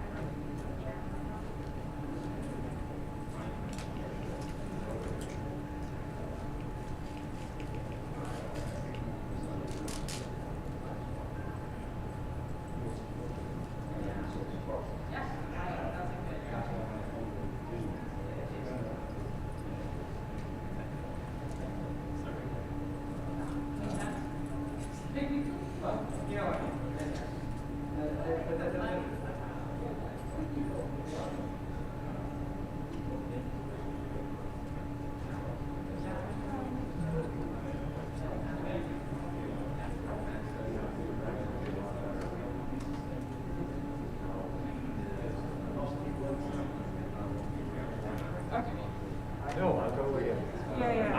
We also popped over here that way if you needed a hand with anything. It's Thank you. Appreciate it. How much can you do gaffer tape did this for? It's funny, it's the first time I've ever used gaffer tape for actual Gapping? Yeah. I need to buy some gaffer's tape at some point. The fancy cat Stream, I just had that painter's tape, and I was like, use it everywhere. I know, and what was so funny is you obviously had the markings for what Yeah. was in the. I had registration marks, and I just went, yeah, it's gonna be okay. And I was like, oh man, I can see the tape, and it just was cracking up and that's exactly what I would have done. Yeah. And I was like, I appreciate this. I got to a point where I was like, I could get clear packing tape, and then I looked around for it, and I was like, I can't find it. It's just gonna be in frame. That's okay. This stuff is from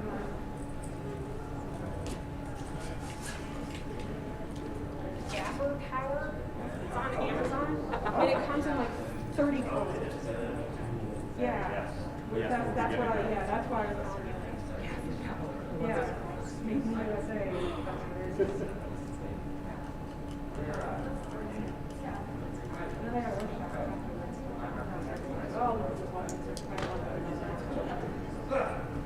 Is that where I'm going? No, we have to register for that. The workshop? No. It's the main thing here. Oh, okay. Oh, okay. You want to do that? Sure. We had signed up for some of the other ones that were no dollar fee, but like registered. We're like, we're going to be there, what's going on, and just And check this that's box. actually why there's not like 150 people here is because it's free and it's Okay. so that's why you sound like, yeah, people who are not registered. It's cool.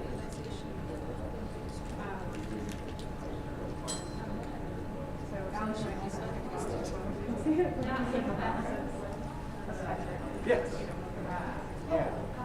We know that. I don't think, well, He's pretty derived. Yeah. I touch this as long as I touch my badge. I'm not embarrassed to set it That would be a muscle memory. plastic sleeve. There's always a question like picture trying to see.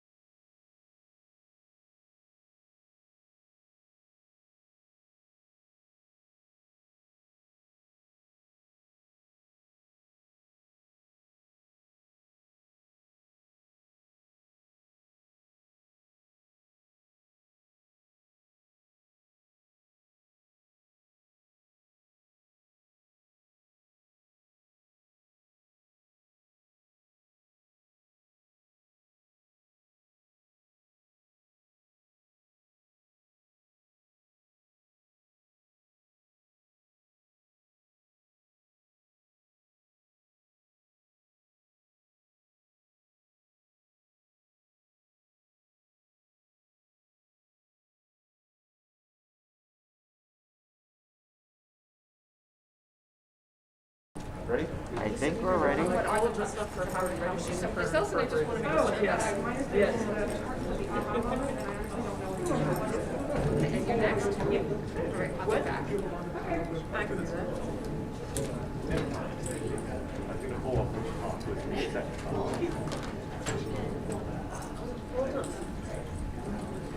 All right, everyone, we're going to pick back up where we left off. We've got 2 more speakers before lunch. Yeah.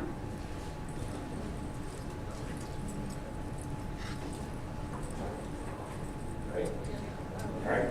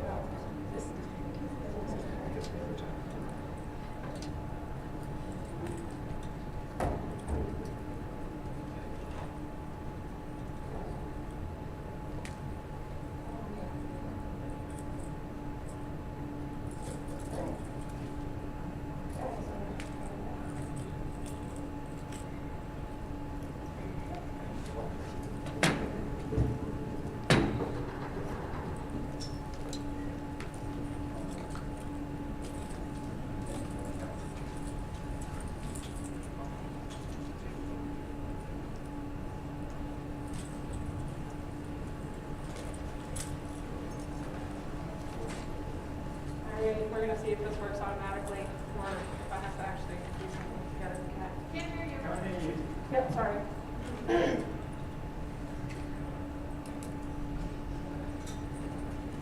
Can you hear me now? Yeah. Excellent. So this talk is about the importance of the aha moment. And we'll talk about what that is, what it means, what goes into it, that sort of thing.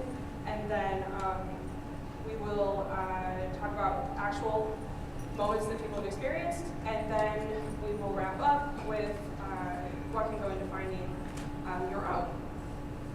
So a bit about me.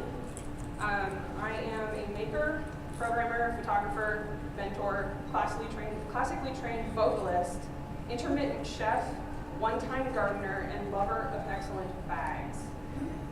But perhaps most importantly, I am tolerated by 2 cats who continue to let me live with them. I want to give you a little bit about my background to show that none of this, at a Python conference necessarily requires a background in programming. It was initially unrelated to programming. Oh my gosh. are happening. It was initially unrelated to programming. I have a Bachelor of Arts in Psychology. I've attended nursing school, and a wide array of jobs I've had, including being a genius for Apple, a community mental health care coordinator, and a dialysis technician. That said, for the last 6 years, I've been sponsored by a company called Adafruit to work full-time with the CircuitPython project. And at my job, I'm an open source community leader, technical writer, mentor, library manager, new contributor kernel coordinator, embedded software developer, and occasionally an embedded hardware designer. So that's a little bit about me. Let's get started and see whether this is gonna. Yes. All right. Clicker works.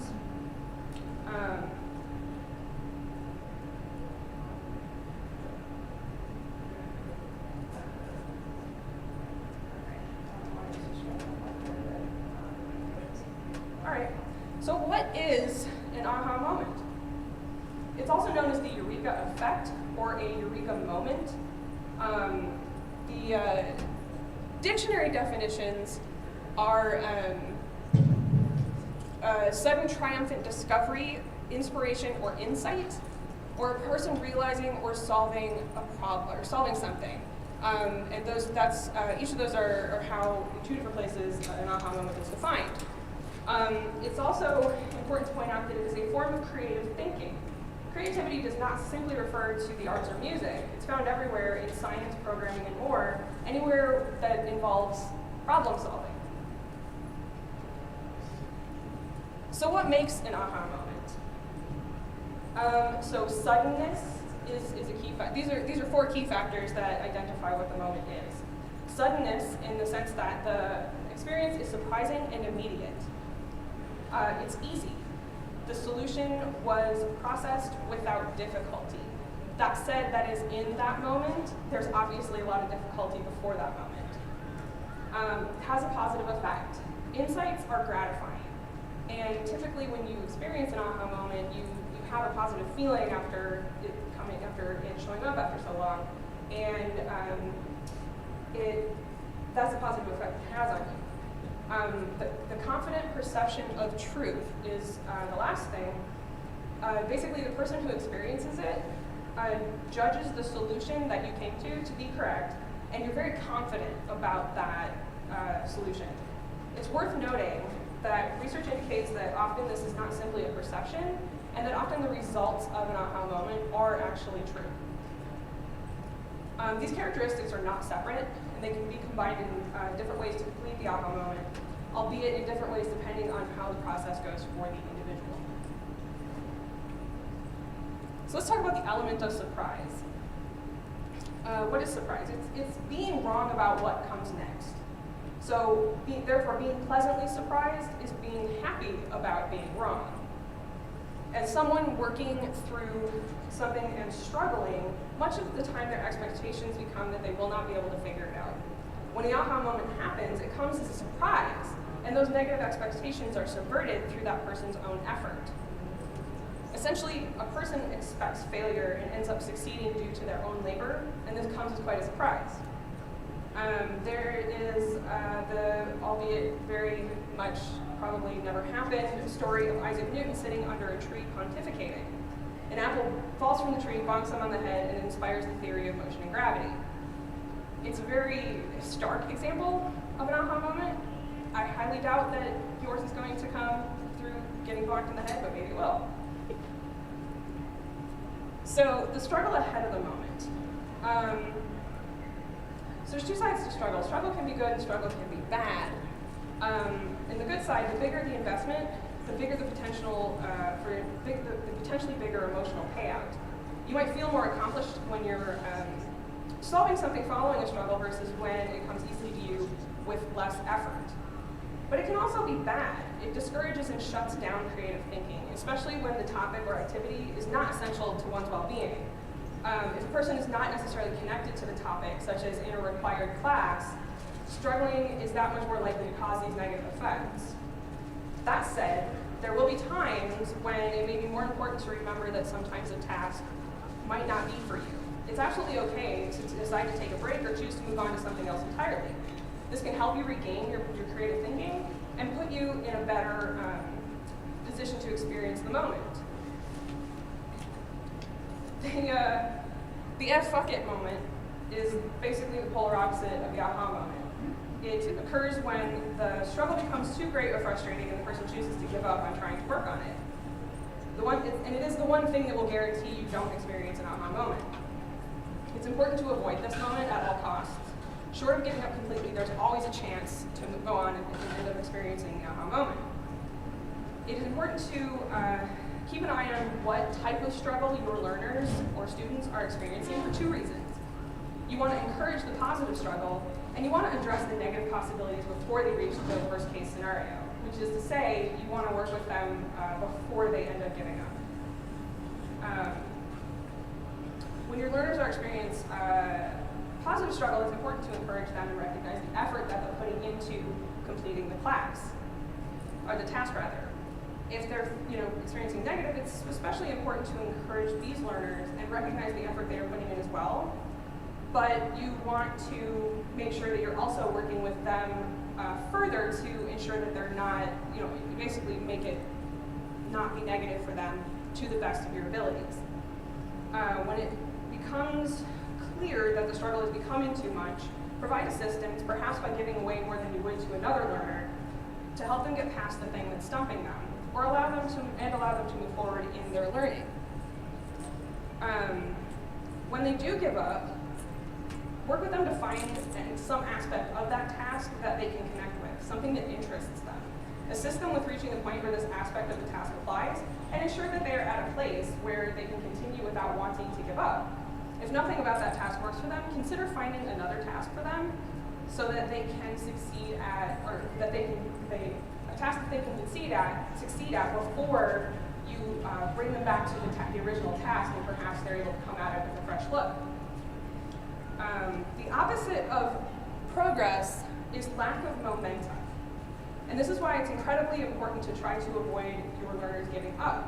If they're still moving forward, even if it's the slightest bit, and even if it's becoming a negative experience, it's still easier to regain momentum than it is once they've shut down and halted. To help your learners progress, you must help them maintain some level of momentum through their learning experiences.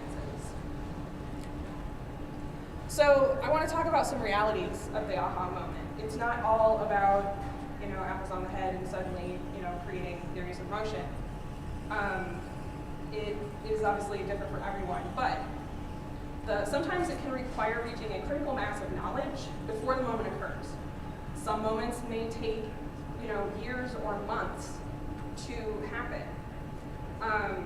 It is important to remind yourself and your learners that you need to be patient and not let the fact that it takes you time to reach that moment stop you from feeling like you'll ever experience it.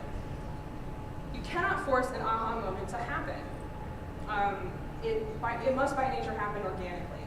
It needs to come out of the struggle and out of the learning experience. And while the experience can be critical to those who do experience it, not everyone is going to experience an aha moment. Everyone thinks differently and processes stimuli in different ways, and for some, that's not going to happen to them. They're not going to have that eureka moment, that's okay. It's important to keep in mind because if you assume that you can help everyone find one, you can end up causing a sense of failure in those who never do. Others may experience something similar, but not exactly as I've described. Here is where I want to challenge the definition involving the word triumphant. While some may have one sudden big discovery, others may have many smaller minor discoveries. And for those folks, the smaller discoveries can add up quickly into something big. Einstein did not come up with a theory of relativity based on a single triumphant discovery. He reached that point following a series of other discoveries related to the individual parts of the theory. Basically, this is the difference between incremental growth and a massive realization. The journey is a marathon, not a sprint. And even if it can be clear at times or foggy at times, and if you end up on a different path than you initially set off to, who's to say that's wrong? And who's to say your new destination is not going to be as excellent as your original? So perhaps the understanding achieved by folks who experience smaller moments is deeper than the aha moment folks, as they spent more time on the concept when they found that series of moments. And for those who do have the aha moment, you can almost guarantee that that it will be different for each and every one of them. It's important to notice and nurture the events that do occur while still supporting the learners who may not have experienced them. So I want to provide some examples of aha moments experienced by myself and others. The understanding of what the moment technically is not particularly helpful when it comes to recognizing when it happens, and I hope these examples will lend a more practical understanding. And again, everyone is different. So for me, it was in Python programming. I was trying to learn Python using the Python tutorial as it was in June 2017 and failed completely and gave up. So I ended up purchasing a Circuit Playground Express, which is a microcontroller, which is a small computer that you can code on. And it was set aside for 2 weeks because it looked way too complicated. When I did pick it up, it turns out it works in 3 languages, Make, Code, and Arduino being the first 2, neither of which worked for me at all. And I stumbled into Circuit Python, which seemed great at the time because I was trying to learn Python. And I made an LED blink with Python programming. And that hooked me completely. And the difference was Python is typically taught manipulating data, and at that point I was manipulating the physical world. And that is what changed my focus on knowing Python, and I couldn't get enough of it. I expanded my knowledge daily and was quickly helping others to do the same. Within 2 months, I wrote my first Python helper library, and 4 months later I started my current career, which includes embedded Python development. My friend Tammy, her aha moment happened with music theory. She felt that the rules of music theory felt arbitrary and illogical, and it made it difficult for her to learn. Then someone explained to her enharmonic equivalence, and her aha moment was when she began seeing the patterns of how music is constructed. And everything then made sense to her and made learning that fun, and she's still learning more to this day. Alex's aha moment was with Python programming. He was struggling within his own code to figure out how and why to interact with certain objects and not others. Like, why can I use brackets here like a list, or why can I call this object like a function? At some point he discovered Dunder methods, and those were they were basically behind the scenes dictating how objects could be interacted with and modified. And then it clicked that that system existed. And now he regularly writes code that makes use of that, and it's been critical in learning how to write Python C extensions, which is what he's now doing. Todd's aha moment was with trigonometry. He struggled with the trig functions involving sine and cosine, so eventually he saw an animated diagram illustrating the triangle definition of those functions and how they relate. This image shows basically snippets of that diagram. And basically it became clear once he realized how they related to x and y that it clicked for him. And suddenly he could use them automatically with complete understanding of how they worked, and this understanding has helped him to this day. John's moment was with programming. He learned some basic in Logo as a kid, quickly lost interest. He avoided code for decades and just thought it wasn't for him. He eventually ended up with a career in animation that reacquainted him with programming. And once he found code that worked with animation software, it opened up a whole new level of possibilities. He found a use for coding that was both relevant and exciting. He's a visual person, and therefore the programming inside of a graphics application made the concepts come alive in a way they never had before. And suddenly he realized, this is a quote, this isn't all boring math-like stuff, it's a logic puzzle with a purpose. And he was able to apply those newly found concepts to a lot of different things, including his current career, where he works with Circuit Python. It took decades to happen, but he's really glad it did. So let's talk about finding an aha moment. This is basically what you can do to help cultivate and encourage that moment to happen in both yourself and others. So to cultivate the aha moment, it takes effort and understanding, but here's some things you can focus on. I say recognize your strengths. And what I'm referring to is a couple things. You need to know what helps you succeed. Do you thrive on structure and organization? Do you need to take regular notes? Do you do best when you have Post-it notes all over your monitor? Use these things to your advantage. You also need to know how best you can provide guidance to others. Are you a great mentor? Do you excel at being a teacher? Those are great attributes. However, not everyone can be an effective mentor or teacher, and the fact is nearly everyone can be a friend. So all three are entirely valid ways to provide the necessary support, and knowing your strengths can help yourself and others. You want to ensure that you're fostering a conducive environment. It should be a positive environment. Try to maintain a situation where you and others feel good about what's going on. You can't avoid negativity, but you can certainly work to enhance positivity in the face of it. Another aspect relates to knowing what helps you succeed. As those questions implied, do you thrive in clutter? Do you do best with distractions? Others can't function that way. Make sure the environment is tailored to the needs of whomever is working towards the goal. There's many other aspects to this, and these are a few to get you started. Validate, ask, and listen. Basically, this involves both for yourself and others. You want to validate what someone is doing. So, if they're working on a task in whatever part they're on, validate the fact that maybe they're struggling. You want to ask them if they need help, and you want to listen. They may tell you they don't need help right then, or they may want to tell you later that they do need help, and you need to be able to listen to that. That said, you can do those same things for yourself. You want to provide appropriate guidance, which is to say, you want to recognize when to be very hands-on, when to give slight nudges, or when to cut loose the anchor and let them take off on their own. Inappropriate guidance can lead to disinterest, and not helping enough leads to frustration. So you want to kind of find that middle line. Finally, it's really important to maintain self-awareness. Being upset, frustrated, disappointed, angry, or down will add a new layer of difficulty to succeeding. And being tired and pain, distracted, or any of those, you get pulled in a different direction than your task. All of these have a bearing on how you approach problem solving and creativity. I'm not suggesting this is an easy or simple task, but you could start with a daily self-check-in, see where you're at that moment, try to identify something you're experiencing, and that would give you a place to start. So to increase the potential for an aha moment, here are a few things you can do. Take a break. Step away from the task, try to come at it with fresh eyes. Let your mind wander.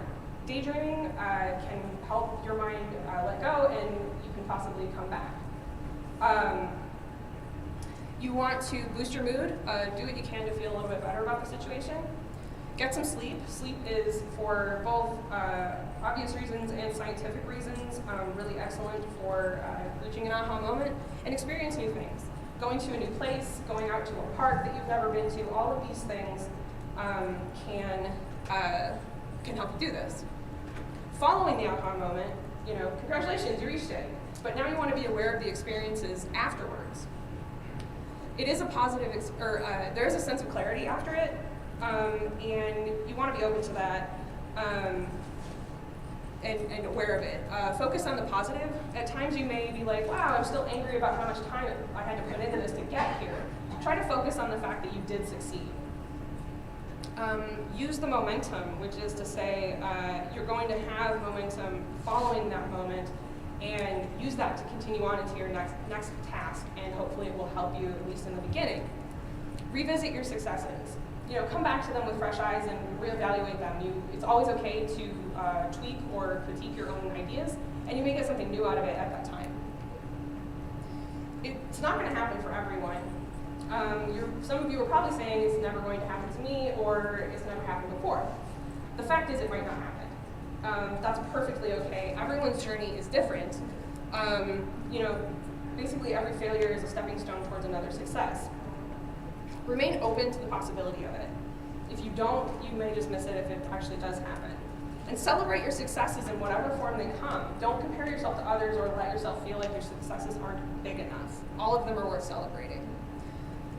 So, I have a references sheet for all of this available on GitHub. And there's a couple articles down here. One of them is the Wikipedia article for it. View that at your own risk. Obviously, it's Wikipedia. And here's an article through Scientific American, which does require a free account, so it's kind of paywalled. I just want to give those caveats. I want to thank my friend Bruce for helping me put this all together. And to Tammy, Todd, Alec, and John, thank you for contributing your aha moments. And this is me. This is where you find me. Thank you for attending. I hope you gained something out of this and experience your own aha moment or help others to experience them as well.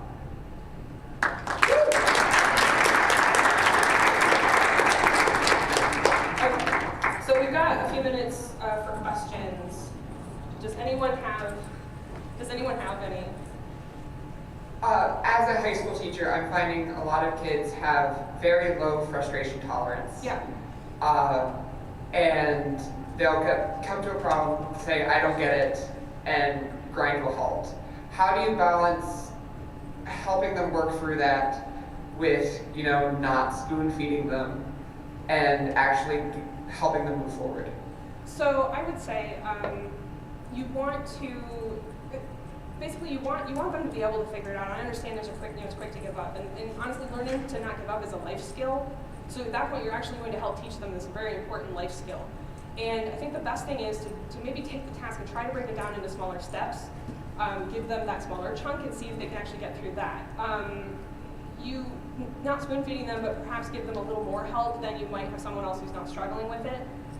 Breaking it down thing, I think, is probably the most crucial thing and the most likely thing to get them continuing to move forward. So I don't have a question so much as a comment, but this really resonates with me because I teach in a community college context where we get students coming into Python programming from all walks of life. And the aha moment is something I get to experience, fortunately, from a teaching perspective on almost a daily basis. And one recent example was a student who was struggling with loops. This student was a Java programmer, C# programmer, understood that the curly braces basically define how a loop would work. When you introduce indenting, and Python is a very unique sort of language in that respect, there can be something like that that creates those roadblocks. Everyone's thinking, well, it's just simplistic, explains it, and that's it. But some students just don't get it. When you break it down with them and they just experience an example of what nested loop might look like, for example, and they get, oh, inside happens before outside, and that aha moment comes out, the student is more relaxed, I see more submission. So the concept of the eureka moment from my teaching perspective in a community college environment is just incredibly important. I just want to make the point, it can't be understated how important it is to foster these moments. And thank you very much. Yeah, thank you for sharing. I have time for one more. When thinking about trying to foster an aha moment, are there common detractors from that in a teaching environment that might be easy to have present in there, but are actually really commonly distracting from letting someone come to that aha moment? So definitely. That's what I was talking about on one of the slides, I'm not sure which, but you need to tailor the environment to be most conducive to learning. That said, if you have a class of 30 people, there are 30 different learning styles in your classroom. And so you have to do your best to try and find a nice middle ground and, and provide that. If there are people who can't work with distractions, you need to turn off something over here. If there are people who need to take notes, let them be able to take notes, that sort of thing. Just do your best to find, like I said, a middle ground where the environment works hopefully for everyone, but at least works for a majority of the people. And you want to provide a little more assistance to the folks who maybe it doesn't work for, and provide that in a way that's tailored to them, so they have a chance to also experience all of this and experience learning in a stronger way, even if the environment itself doesn't really work for them. So thank you very much, everyone, for being here. And I'll be around, so feel free if you have any more questions to come find me.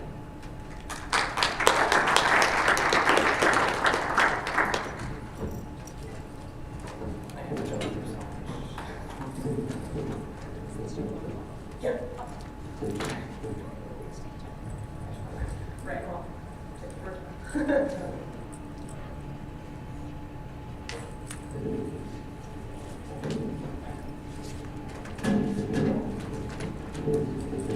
Oh, I'm sorry. You can just. No, I think it should just be.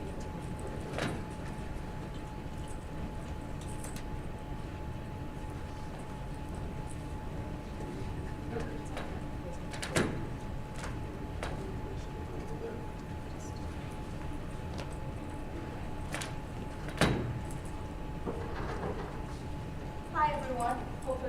Hope you can hear me. So, no. When the guest qualified insists on presenting himself. Okay. Hi, my name is Nisha, and I'm going to be talking with you guys today about Python for AI and how to get started.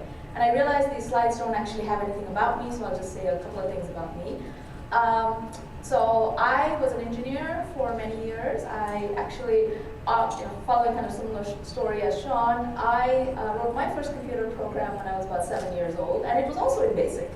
And what happened was I was living in Africa, and we had a small trip to the UK where my dad bought something I'd never heard of called a Commodore 64. And we brought it home, and I wrote my first program in BASIC. And one of the things I remember about that computer was that it came with a circuit diagram. And quite a few years later, one of my aha moments was that after taking some college courses, I realized I could actually read this circuit diagram. And for the first time, I was able to program the computer, but also understand the internals, which of course we can't do these days with any reasonable computer, but that was definitely where I began. And then I went on to get a degree and a PhD and stuff in computer science. I worked as an engineer for many years. And I started teaching my daughter AI when she was about 9. She is now 14, and so I've been teaching her for 5 years, and I started teaching all of her friends and other people her age about 2 years after I started teaching her. So I've been teaching AI to people of all ages, starting at grade 3 all the way up to, professionals for the last 4 years or so. And so one of the key things is, of course, Python. So the first thing is, I'm not going to talk a lot about what AI is. I'm guessing you guys have been inundated with what AI is. So the one thing I'll say at the beginning is Python is these days the language for AI. About 5 years ago, this was not the case. A lot of people who started out in AI, like I, for example, my first experiences with AI were in MATLAB. My second ones were in C. But over time, Python became more and more popular, and at this point, Python is the undisputed leader of programming for AI. So that's pretty much just a given at this point. And these are just random things I Googled on the internet like earlier this week that you can see, and they all pretty much agree on what that is. Now, the question is, why is this? So one of the biggest reasons is there are so many packages, and they're all free and they're all available. These are just some of them, and these are by no means all of them. There are hundreds of packages, available. These are, you can download any of this stuff off the internet and kick it off and get using with it. And this is one of the reasons why when people develop new applications for AI, they do it in Python because it's so much easier to build them. And once they build them, then they release them, and then the cycle continues where more and more packages show up. So this is also both the strength and the benefit and the challenge of Python with AI. The number of resources available is nearly endless. What you can do is nearly unlimited, but therein lies the good and the bad. The question is, if you're new to this, how do you get started in a way that's practical, that's interesting, that's useful, but at the same time provides you with a path to all this wonder of possibility that's there, because otherwise it's just so easy to drown in the sheer number of things. And that's one of the things I'm hoping to cover in our chat today, is how can you get started in a way that will position you and your students to kind of take advantage of all of this riches, and what are some of the experiences that myself and my colleague have had teaching this stuff to young people, and the way we have tried to help them navigate this wonder. So the first thing is to kind of think a little bit about, put the Python aside for a moment, and let's think a little bit about AI. So this by itself, navigating AI is honestly as challenging as navigating the Python part, because there's so much stuff, it's coming at you from all directions. But one of the key things that it's helpful to know is, even though there are so many tools and so many types, so many applications, the life cycle, the way that an AI gets built, is honestly not that different from application to application. And that life cycle is this multicolored circle over here. You start with a problem, also known as a business need. You find some data that is relevant to that problem. You use that data to build an AI. You teach the AI about the problem. That is the training of the model, to try to help it understand what the problem is. You test the AI to figure out if it has learned what you want it to know. If you like what you see, you put it out there for use. You give it to people who are looking to solve the problem. Then you try to figure out how to make it better, and then the cycle repeats. So let's put this in a little bit of a context. Say I wanted to build an AI to decide whether or not a new customer at a bank should be getting a loan. That's my problem. Data is past history of customers who have gotten their loans, things about that customer, and whether or not they paid back the loan in some way that the bank considers okay. That's the data. Then I build an AI that is going to say yes or no to a new loan applicant. I try to see if it's going to give reasonable answers for past loan applicants, answers that a human might have given. If I use it, if I like it, then I put it in the hands of loan application officers who can then provide the customer data to the AI, and it will advise them on whether or not they can get a loan. So the really important thing to realize is that while AI is just everywhere, this cycle isn't that different. It's just the difference of what the problem is and the tools that you're using, which then depend a lot on the problem. Now, in a Python context, what you should know is that most of these stages have tooling in Python. This is one of the reasons why Python is so popular in the AI space, is because virtually all of these stages have tooling in Python. And so you can build an entire life cycle out of Python without any trouble at all. Now, if you're teaching, then students who are learning AI, the ones I've highlighted in yellow are the ones that they're most likely to encounter. The things that are involving the data, things that involve the model, building the AI itself, things that involve teaching the AI, and then things that involve testing it. The reason is because the other circles that are not highlighted in yellow usually come in more of a production context. Now, if you're teaching, professionals, or you're teaching, say, graduate students, or people that are reasonably sophisticated and targeting some kind of very specialized professional skill, then yeah, they will be interested in the other circles. But if you're targeting someone who's looking to get started, usually these 4 circles is where they learn their basics. So that's the first thing to remember. Now the question becomes, I provided you guys with a slide deck that contained a whole massive array of tools. Now, how do I even figure out what the heck's going on with all these tools? First thing to remember is that there are, just like we had the cycle, there are functions that are different. If I'm looking to analyze my data, then I'm down here somewhere. And I will talk a little bit about what feature engineering is, but if I'm looking to clean, process my data, make it better, then I'm over here. If I'm looking to teach an AI, I'm over here, and then if I'm looking to go into production, I'm over here. So the first thing to remember is that these sea of tools that are out there that are all open source, that are all downloadable, they tend to live in some section of this stack. So if you're looking to analyze data, for example, these are some of the very popular tools out there that are really core to analyzing and processing data. If you're looking to do other things, then you end up with this stack, right? And so now say that you're a high school teacher and you're trying to figure out not how to, you don't want your students to be inundated with hundreds of tools. These 2, for example, are pretty safe bets to avoid. They're very popular, very powerful, but they're usually used by people who are doing production work. So maybe not where you begin. You probably begin down here somewhere and then wander your way up to about here. So the first thing to recognize is that these tools, they fit somewhere in this stack. And you want to know where they fit in this stack. Second thing is that some of these tools tend to be specific to types of data. This is one of the riches of Python, is that pretty much every type of data has a Python package for it. That means that you can basically, once you figure out what kind of problem you've got, you kind of can figure out what type of package. So if your data lives in a table, and so a simple way of figuring out if your data lives in a table is if I can put it into an Excel sheet, it's a table. If I can put it into a Google sheet, it's a table, and here are some of the packages that work really well with stuff that lives in tables. If my data is pictures, it's video, then there's a bunch of other packages that are good for things that are pictures or videos.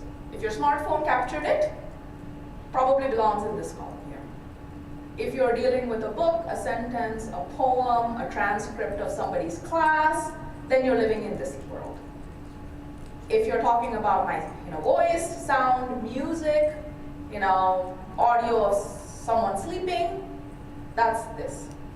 If you're talking about genetics, chemicals, chemistry, compounds, stuff that NASA collects from the James Webb Telescope, sort of in this area, but maybe not quite, but So basically there's like, they tend to be, some of the stuff is very general. As you can see, this one, for example, tends to span more than one type. Same is true for this guy and for this guy.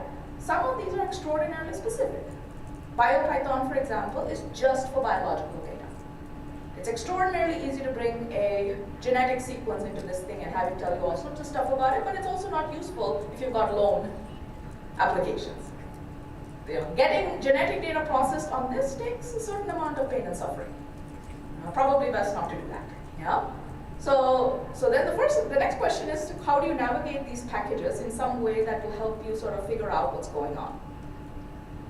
So the way that myself and my people that I've worked with and other teachers have somehow found some success in this is, you really want to put a student and yourself into a position where you can navigate this service, if you will, right? And the way that I found personally to help is, you have to sort of learn some of the fundamentals that are just used everywhere, and try to learn the most popular, powerful, and versatile libraries that everyone uses.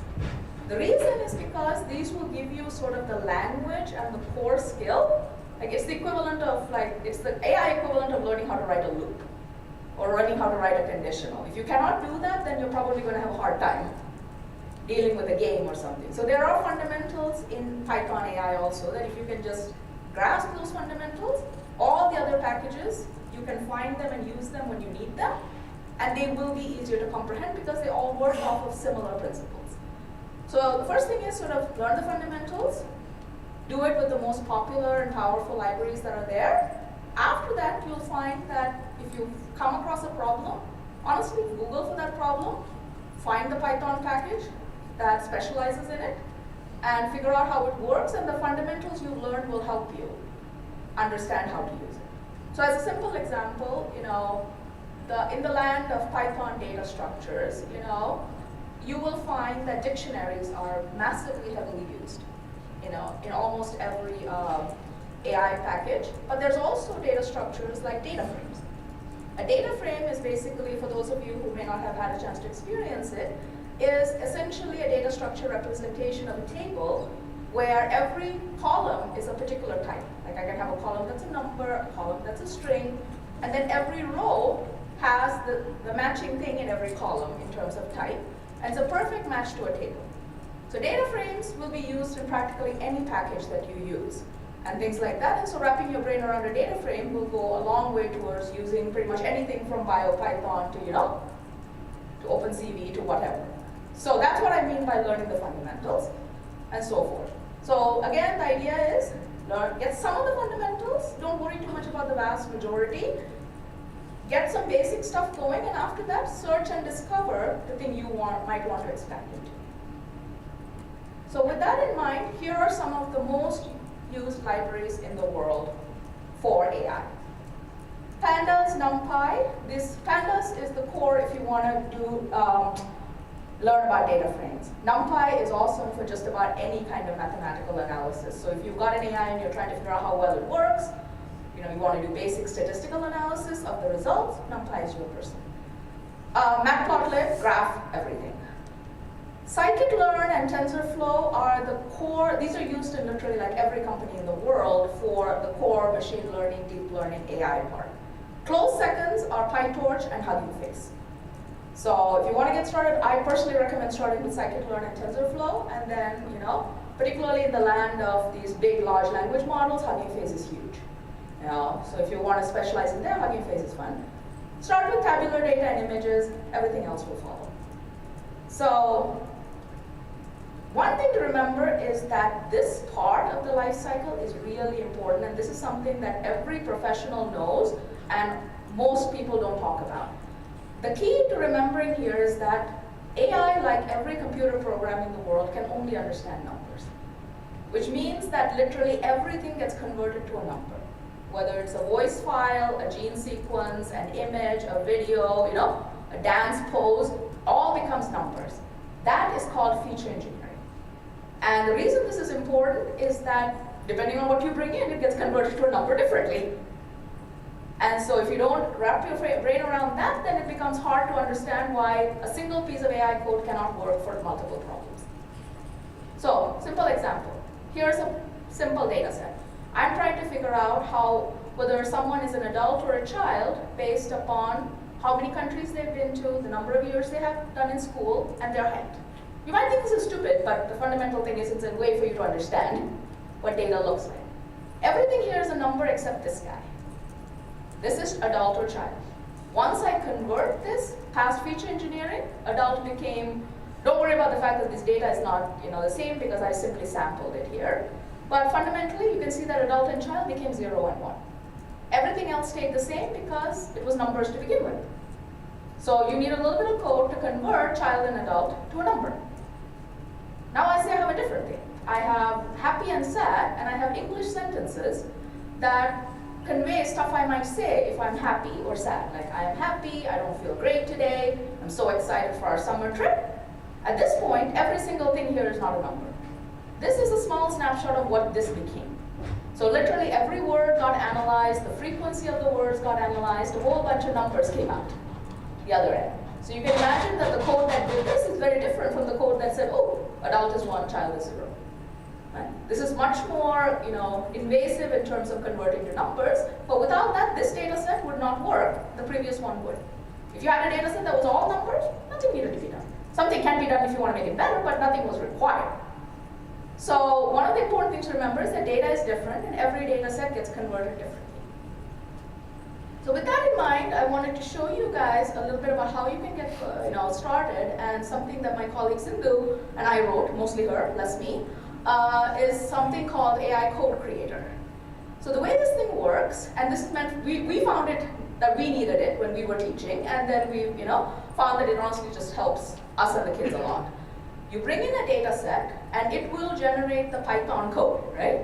Using these libraries in a way that is comprehensible to a student, because it's not hard at all to generate AI code that is not comprehensible to anyone, but it is a little bit hard to generate AI code that's comprehensible. So the idea is that if you can look at the data and say, okay, I have to do this step, then this step, then this step, and then figure out how to put all those steps together into a piece of Python code, then what happens is two things. One is it becomes possible for, the reason we needed it was we found that we could only teach one project.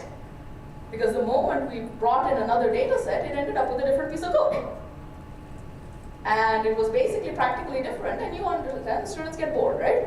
They want to be able to relate to their own project, to their own data, but then we would have to handwrite code everywhere for everything. So we basically decided that it was worth our time to build a Python engine that could essentially do this and spit out code as the output. So I'm going to show you a little bit about just how this thing works so that you can see, and then I'll just tell you how we have used it in the class. So it's a free tool. You can go and grab it, or use it, I guess is a better word.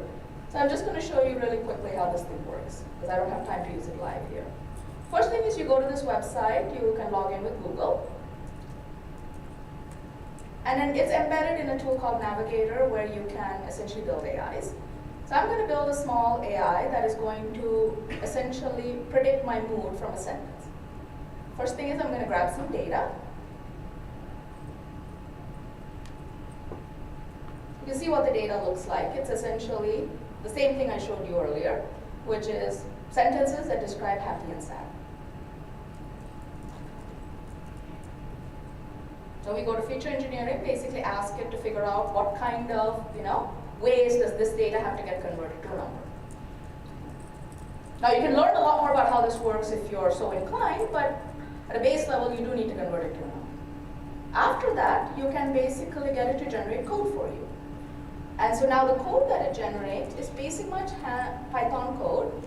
It's a single file. You can download it, bring it into whatever IDE you want. It uses those 5 packages that I mentioned earlier. One of the things that we discovered with students is that if you try to pull in every package there is, it just creates massive chaos in the mind of the student.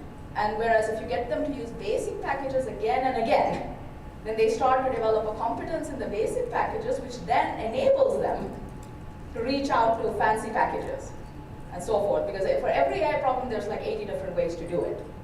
But if every problem is shown in a different way, the kids or the students, right, never really figure out the pattern. So I'm just going to simplicity open it in Google Collaboratory, but I do know that many schools don't allow that. So, you know, your favorite IDE goes. So this is basically what the code looks like, and it's, you know, it's got some permissive BSD-like license, so you do whatever you want with it. So it takes, you know, depending on their knowledge of Python, it takes them a certain amount of time to wrap their brain around it. But the first thing I try to help students understand is it's not enormous.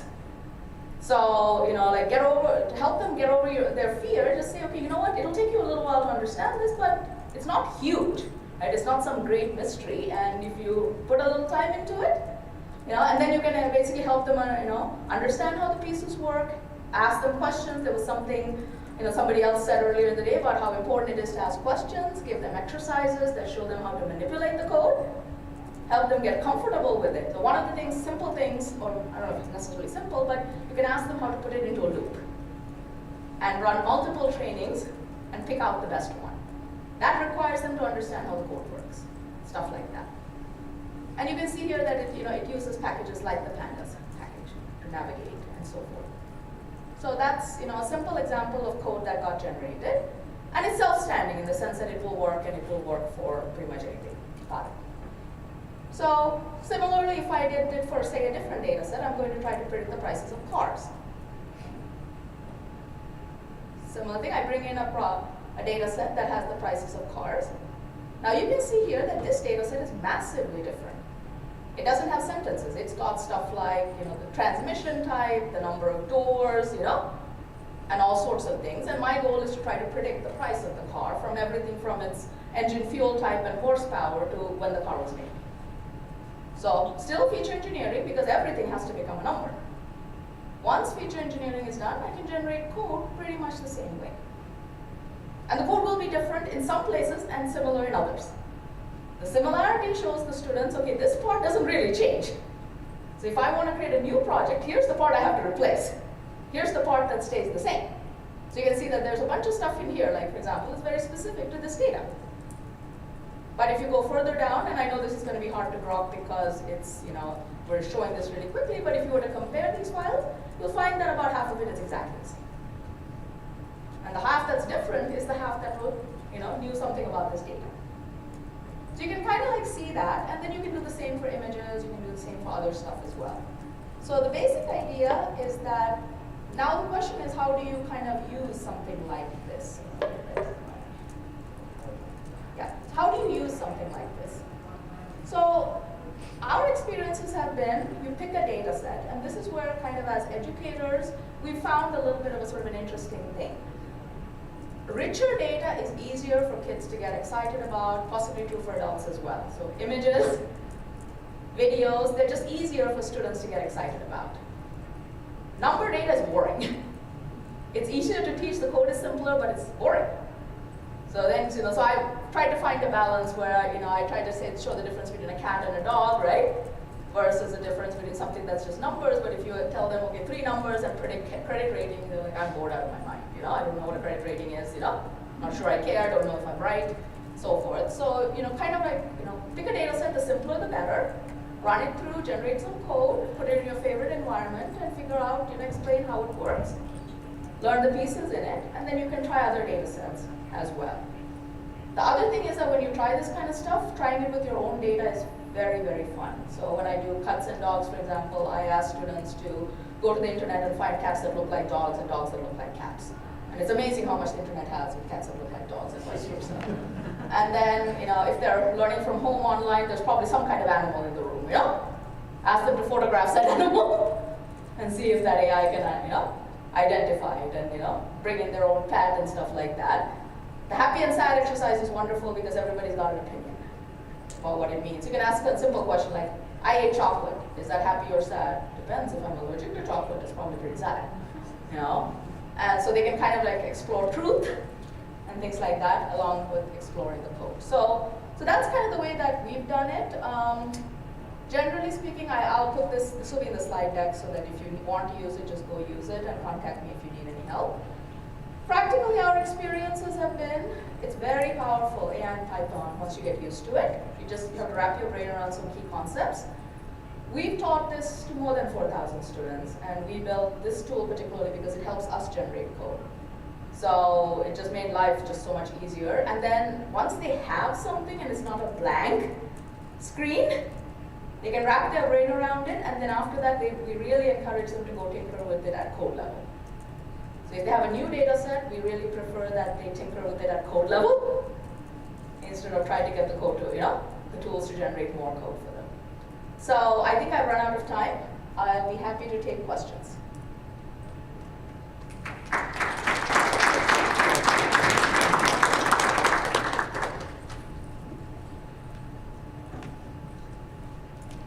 Thank you for this. It's so helpful. When somebody writes a program to decide whether somebody should get a loan, if they write it in traditional code, we can kind of audit that and see what their reasoning was for selecting who gets a loan. When you train an AI model, is the output auditable? Can you check to see what the reasoning process is, or do you just get a yes or no? It's a really, really good question. So what happens is it depends on the type of AI you use. So there's a class of AIs that are called explainable. And the intention there is that it has to be auditable. Now, finance, for example, relies heavily on explainable AIs for just the same reason, that you don't want somebody saying, hey, my neighbor got a loan, I didn't get a loan, it must be my skin color, nothing else is different about us, and then obviously the bank is in trouble. So some algorithms are natively explainable. Examples are decision trees. They're classically natively explainable. They'll say, first I checked your income, then I checked this, then I checked that, and that's how I got to my answer. Other algorithms like neural networks are not natively explainable. That's the reason why they are not often used in highly regulated environments. There are also laws coming out. Like in the United States, there are some laws that are state specific. The finance industry has massive laws around this kind of stuff. The European Union has had European Union-wide laws since about 2018. So that's the next thing.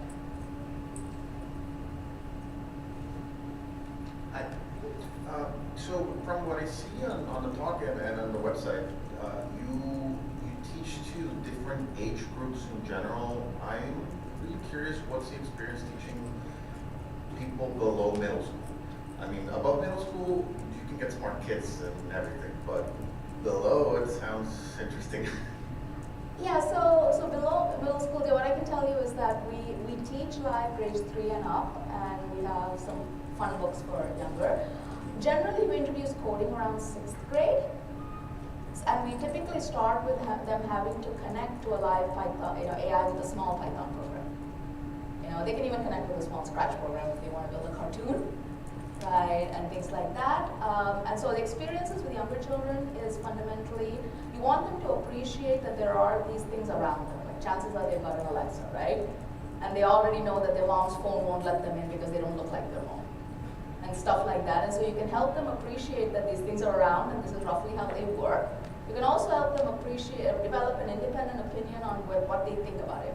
So a simple example is you can ask even any young child, okay, if if the AI at your supermarket or Amazon or whatever knows that you buy eggs, is that a problem? Most of the class will say, nah, no big deal, you don't care. Okay, what if it knows that your dad bought Ben Gay because he has back pain? Now half the kids are a little uncomfortable. That doesn't seem like something the average supermarket should know. What if the supermarket decided to tell your dad's employer that he's not feeling well? Now pretty much all the kids are like, no, major no, right? So you can kind of help them appreciate that there's a spectrum here and help them kind of find their own comfort level. Those kinds of things you can communicate to very young children. They can actually even build without a lot of code. At the beginning I didn't show that because this is a Python workshop, but about 6th grade we try to get them engaged. Yes? So we use Scikit-learn in our class, and we're using UCI's data sets, one of them which is to predict if someone's income is going to be above 50,000 or below 50,000 based on a bunch of features. So the students had to convert, some of this non-numerical data to numerical data, which they use just categories for. For example, if you lived in the United States, there's a 1. If you lived in a different country, 2, 3, 4, 5. The highest when they did the training and testing, the highest percentage they got was 76%, which is kind of low. But someone said it's possible that because the numbers they used were not ones and zeros, but it was 1, 2, 3, 4, 5, and the higher degree caused it to be off. Is that your understanding? Oh, it's absolutely true, yes. So what happens is that AIs think math has meaning. So if you decided that Spain was 1 and Germany was 2 and France was 3, AI would decide that, you know, Spain plus Germany equals France.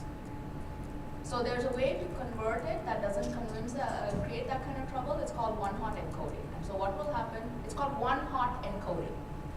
And what happens is that it will actually convert it into 3 columns. Is this France? Is this Germany? Is this Spain? And only put a 1 where it is. That it discourages the AI from doing math on the numbers. So this is one of the reasons why, you know, converting the feature engineering is so challenging, is there are ways to convert to numbers that are just bad. They might make logical sense, but they don't make AI sense. And so this is one of the, you know, kind of little subtleties. And so, yeah, one-hot encoding is pretty straightforward to implement. Scikit-learn has a function for it. If you want, we can talk offline. You can also take that data set and shove it into AI Code Creator. It will do one-hot encoding for you, and it'll show you the code snippet for it. Thank you. No problem. Yeah. Okay.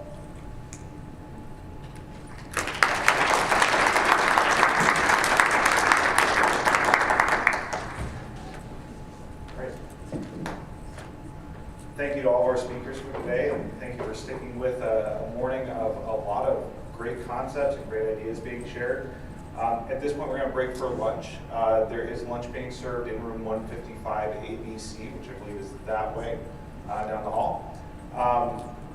When we resume at 1 o'clock, we're going to go through the afternoon sessions. We're going to have a number of concurrent workshops that we'll be running that you can participate in. And each of the workshop leaders will be able to share information about their workshops so you can make the best choice about where to go. We will also have lightning talks at 3 p.m. today. I haven't checked the board to see if it's full yet, but if there's spaces available, we're good. It's full. Awesome. I'm excited. And then this evening, there's also a opening reception. There's also a welcome session for newcomers that's really great as well. So if this is your first time attending PyCon, it has a lot of good tips about how to get the most out of it and how to find the right path for you at the conference. If you have any questions, I'll be hanging out in the back for a little bit there before I go and get lunch. And there's plenty of folks around the room here too that are willing to help out and answer questions if you have them. So see you back here in a little bit under an hour. Thanks, everyone.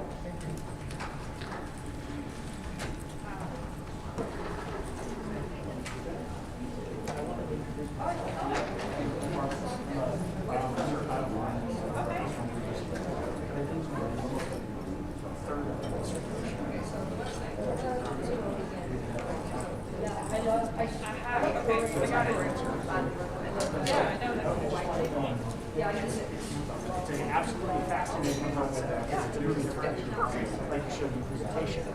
So-and-so had this problem, this problem, this aha, this aha. But everybody's coming across the same threshold, always that speed. So they may not rightly understand something that is extremely complex or something else. If they're trying to understand from the pedagogical standpoint, how do we identify those potential areas, and how do we alleviate those issues, give them give those issues room of reason. Once we to give a similar to associated because as soon as you get that strong associative aspect. It only just occurred to me in 8th grade.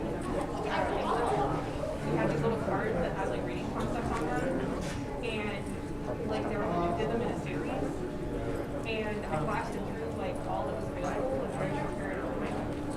And it turned out that I teach had like a system, and so like I was the only one that ever used it. But like she was able to accommodate the fact that like I obviously learned all this at a very different pace than everyone else. Which I don't know about that now, it's been so long. But that's part of the time. So I've been having like I'm getting open space. And one of the things that like some people are gonna grasp it real quick, some people can take ages, and so I have a bunch of tricks that like most people won't even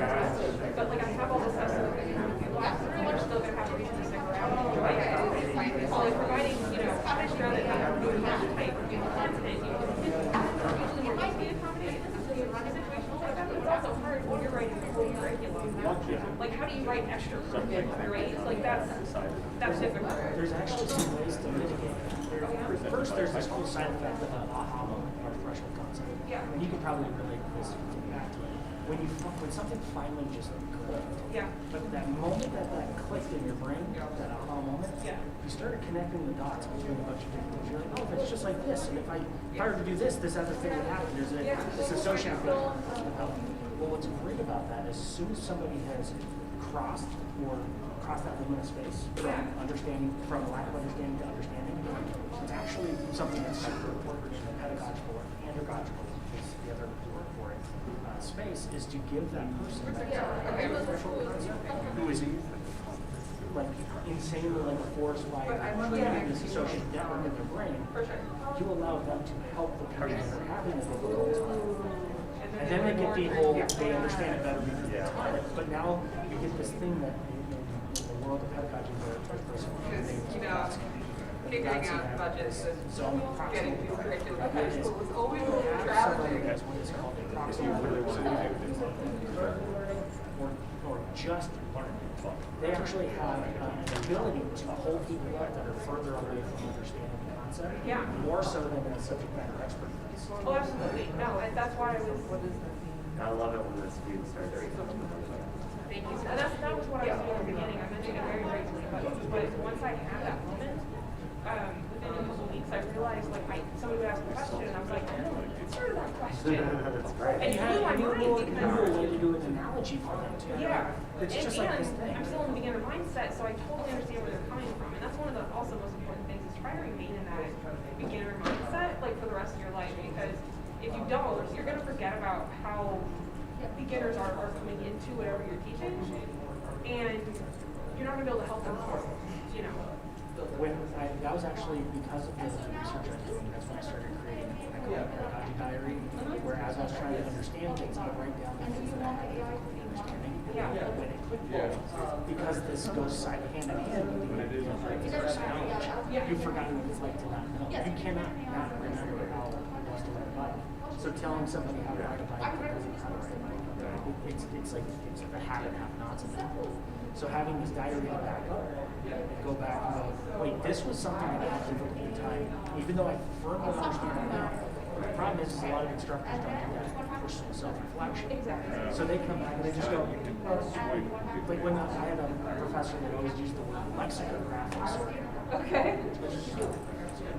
But when he said it, all of our international students in the class, they're like, and his mind is like, he knows it. He's like, We might be able to okay, one, don't be that professor. But two, that doesn't necessarily help them understand that okay, I'm going to go look at the AI figure out for me. Did you say you're Adafruit? I am. Oh, that's awesome. So I teach high school, and so definitely bought many products from there. Yeah, you too. My favorite is the LED matrix that I got scrolling by nerd images on my wall. It's a lot of fun. So the latest thing I'm doing with my intro class at high school is doing the make code, and then I bought a bunch of the little like micro bits and the not the micro bits, but the meow kit and just a bunch of those, so that they can like put their games on it and they like give nice prizes. But then you can also take it around like middle school, high school, or grade school, and kind of do little demos. And so I just love just the attitude and just everything about it. So much fun. So I just wanted to tell you that. So I Too long considering how all of this work, all the money, everything, I didn't hit record. No, I loved it. That's good. That's good that that part at least went over well.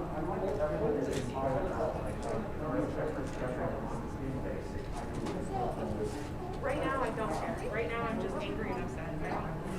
I don't have to learn from it right this second.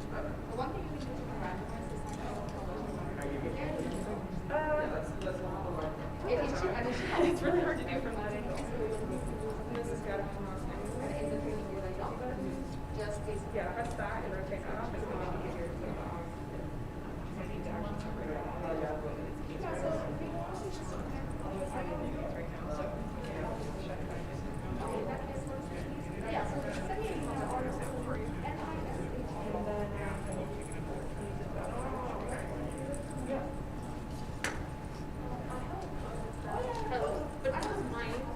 but I think it's just the same.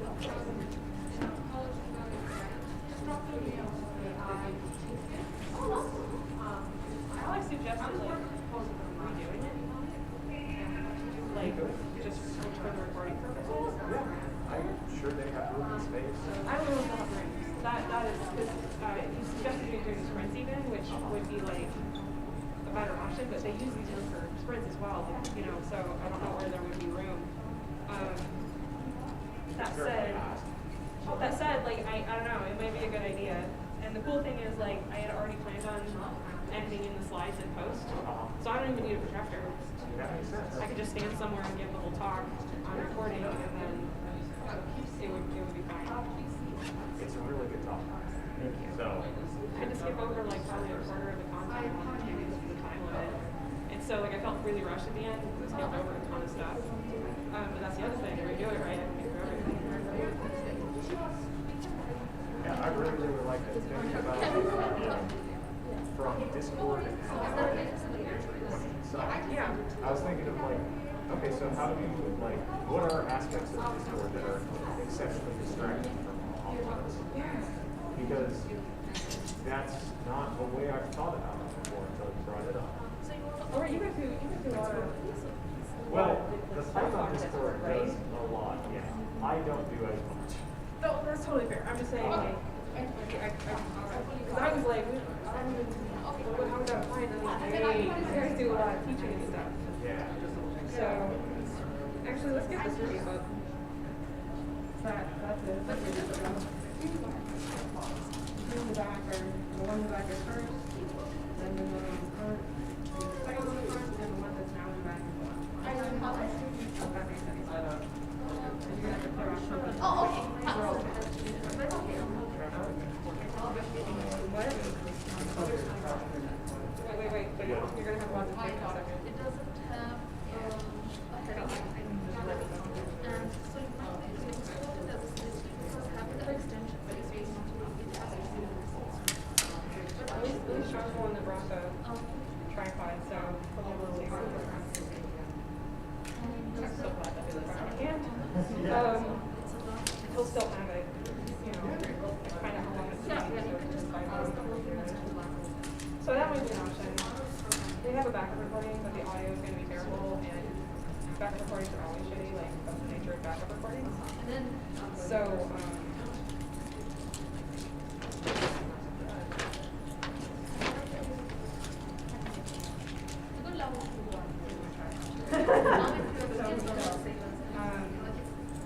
What about the heading?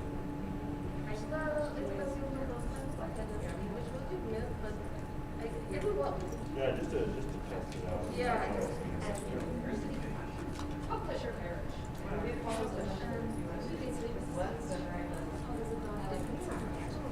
It also applies to HTML. And even worse with display ports. Yes, display ports. I get it once and then I go, okay, this is how it's going to live until it goes in the trash. You know?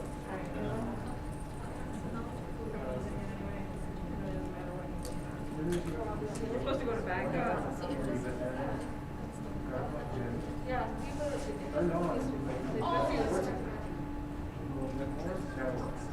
Yep, and then you move something and it pops out a little bit. Have you seen my little cat logo? So I've got a cat who sleeps in a circle, perfect circle. As in like when I pulled it into Photoshop to try to do this, I made an actual circle and it was exactly perfect. Her ears, just the ear stuck out. And so I turned her into like a circuit diagram. She's really old, she's like 19, she doesn't have much longer. So I was like, it'd be cool to have something that just will last forever. And I did. I found this is totally a whole new concept here.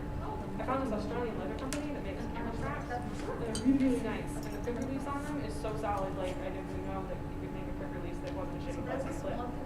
Like, I'm never worried about dropping my ridiculous camera. They also make wrist straps, but the cool thing about my actual camera strap is they do embossing and they can do images or logos. So that's my little kitty. I'm strapped. The strap is definitely not last any of my cameras. Well, why not it go? This is a hybrid. Yeah, it will go. It's all metal. Loop this through the camera and then graph and a giant metal clip that you are. It's not going anywhere. So what's the general? Anyway, She'll be able to I'd show you that. So you can take some questions. Camera needs to go like that. Oh, this is there. Oh, this is there. Yeah. Okay, good. Then Probably the lunch, obviously. it will just launch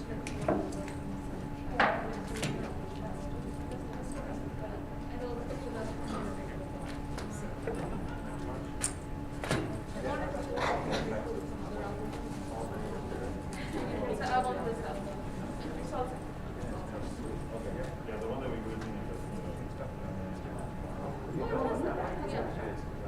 So one thing is that if they create yeah, see, that's it. that's why 77 and then 3 is you use math as well as and you can click on this and this is untuned by the way. Oh, that would be rad. It's just until after lunch. Yeah. So how many mistakes? So it means 631 mistakes. Oh, okay. And at least you can guide you too much because the students on the far away, so you can think what 55, but they all on like 5 rows down. You're going like 90 corners. Oh, so you're going to do it? And the overall students understand it. Oh, no, okay. Whereas to balance the data, then it will be forced to actually learn both categories. So,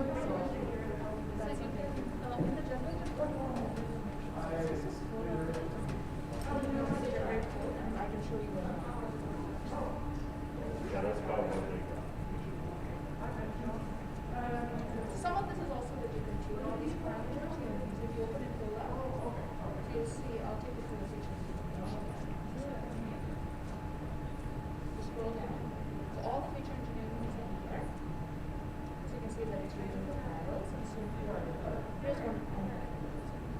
It took all the categorical this and it ran it through the one line code. So that's really good to teach them that the different algorithms work differently, how they're better fit, or that they have a more available. And if they generate code for different algorithms, they will realize that if you scroll down a little, the only place that code practically changes is this one, these two lines. That's it. Replace these two lines with the 2 and n equivalent of those two lines. So it's really helpful for them to understand where the changes occur, right? And what role each of the stages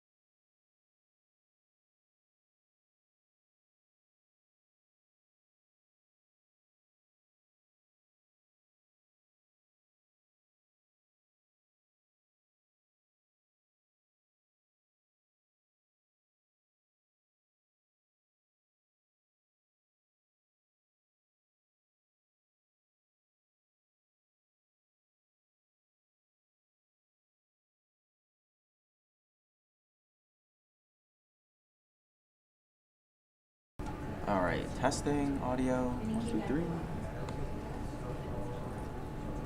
Okay. Okay. Yep.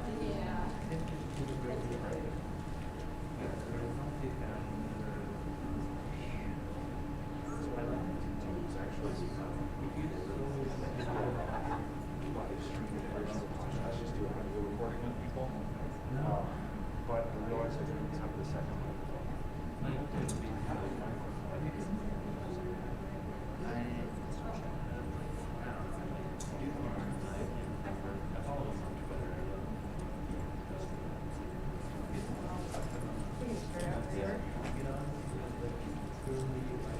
Okay.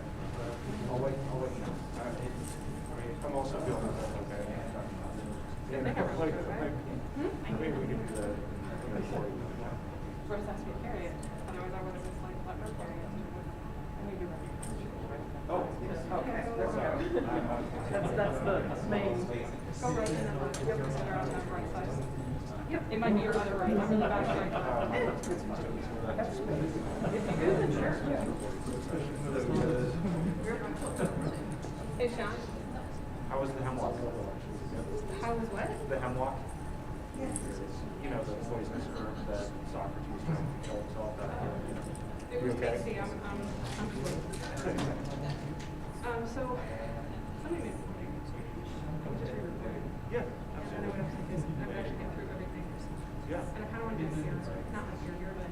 Why not do it here? Let's do it after the wrap up of the day. Maybe. You want to just do it again? Maybe. But either way, my phone is, Wait, leave the conference? Sunday. okay, then I'll have to record it. That's right. So, Well, it's 30 bucks. I know. If it comes down, it's no worries about it. okay, yeah. Yeah, no, thank you, I appreciate that. That said, oh my God.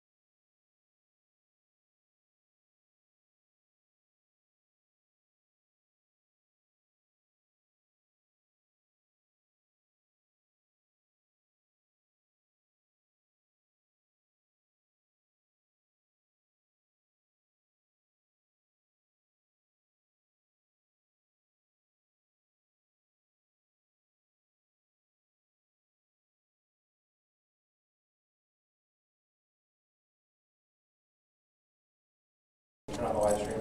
Thank you.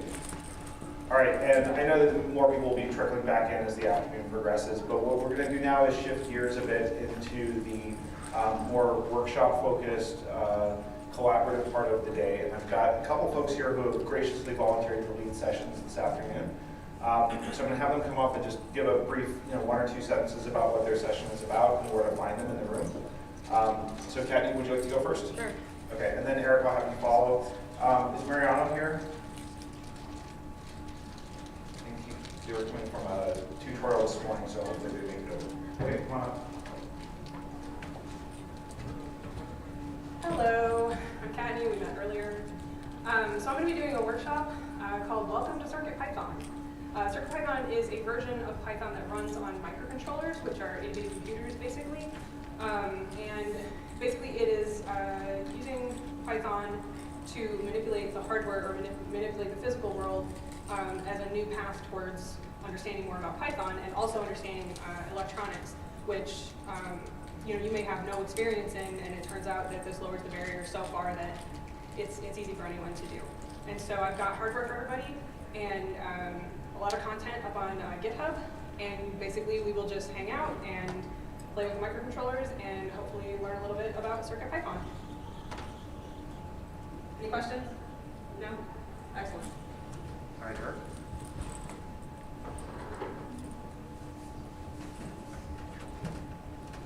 Hello everybody, my name is Eric. GPT-4 came out after the call for proposals for this conference.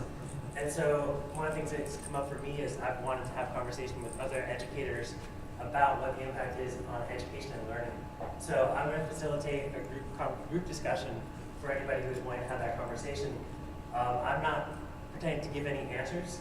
I've come up with a list of questions focused on understanding what are the current AI tools that people are using, how are people accessing those, what are the questions around access and equity, what does it mean for people who have access, how does it change their learning and what they're able to do, what does it mean for people who don't have access to these tools. What I'm most curious to hear from other people with teaching and learning is how does the availability of AI tools change the importance of learning the fundamentals of programming? How does this change what we do? What are the new fundamentals? What are the end goals of learning to program? For me, what a lot of this comes down to is who actually needs to learn the fundamentals if people now have this tool that they can just say, give me a code that adds borders to my images, and it gives them that. People still need to learn to code, but we've been hearing for about 10 years in education this everybody should learn to code. And I'm wondering how that changes with tools that do a lot of that for. The internet was supposed to let anybody learn to code, but information overload made that harder than it seemed. Does access to AI assistants change that? So I'm not showing these also because the importance of this isn't just my questions. What I'm going to do for the discussion is I'll take about 3 minutes and just give an overview for the people who are focused on the conversation. I'm going to ask people to take about 3 minutes and just jot down your own questions. So what have you been wondering about this? We'll share those questions, no answers, just share your questions, and then we'll figure out how to break the group up. If it's a larger group, I'd like to break it into 4 to 6 people each because people want to get the chance to have an active conversation. And then we'll wrap it up by just sharing back what did you hear from the conversation that helped you clarify anything, and what will you continue discussing throughout the conference and as we make sense of these tools. All right, thank you, Eric. Carry on. If you have a minute, just give a couple sentences about the high zombies. Okay. You can, but I think more the idea is that this is just telling people what the session is so that they can come join you when we're ready for it. Okay.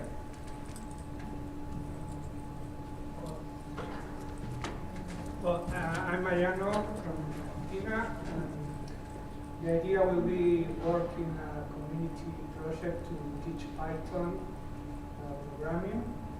And what makes this special is that we use only the browser. We don't have server-side backend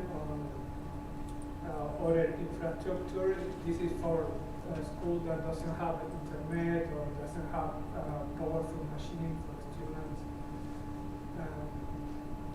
And also, well, the project covers from basic exercises and topics to more advanced topics like SQL databases,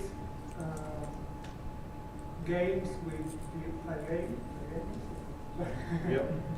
and web UI and web development. So these are courses that try to be a bit modern, so people doesn't get frustrated. We have quick feedback, small set exercises, automatic grading, and a lot of techniques and strategies to teach Python. So if anyone is interested, well, I will be here, and also I will be on the screens. Okay. Is Chin here talking about citizen eco-learning and literacy using Python tools for open source? Okay. All right, so what we're going to do now is we're going to break up into 3 areas. So I'm going to have the Circuit Python area up here so that you have some working space to be able to use the stage for this. You can bring chairs over, use the room as it makes sense. Eric, why don't you go in the back corner over there? You can use all those chairs to kind of create the discussion. And then Mariano, you can take this front corner over here and use this to kick things off, okay? All right, so choose your own adventure. Have fun.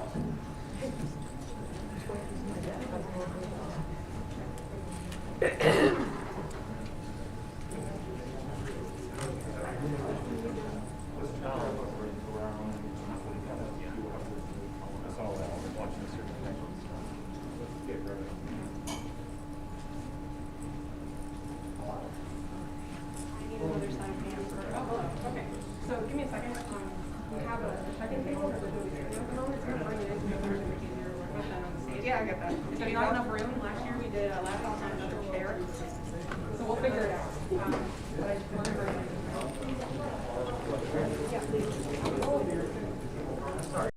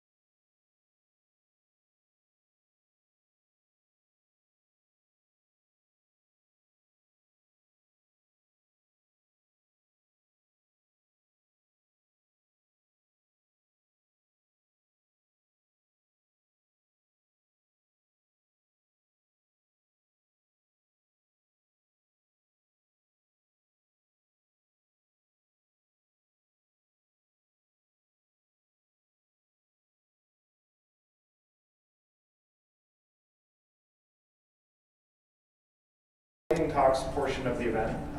There's no judging, there's no, don't worry about that. This is about sharing an idea briefly and giving everyone an opportunity to hear about all the amazing things that are happening in the education space. We aren't going to take questions, we're just going to get in here and just go through them quickly. And if you want to learn more about it, come find the presenter afterwards and ask them about it offline. We've made spaces for 8 talks of 5 minutes each with a little bit of transition time. We actually have 11 now, so we're going to try to do all 11 of them if we can.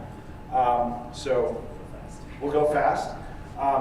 Doesn't mean speak faster. Less is more, right? Okay. All right, so my presentation is about this project I've been working on, Pipster. And this is a way for students to be able to install packages a little more reliably. I don't know that if I'm the only one who has this issue, even though I try to train my students how to pip install things. If they go to the command line and do it, then it'll tell them it's successfully installed, but then they'll try to actually import it because it was pointed to the wrong instance of Python, and they get confused and they spend 2 hours working on that instead of doing their homework.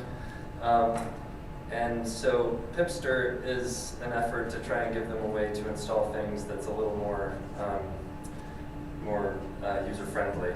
So one way to do this is, if you know what you're doing, you can, in the command line, actually refer to the executable of the interpreter that you want to use, and then -m pip install.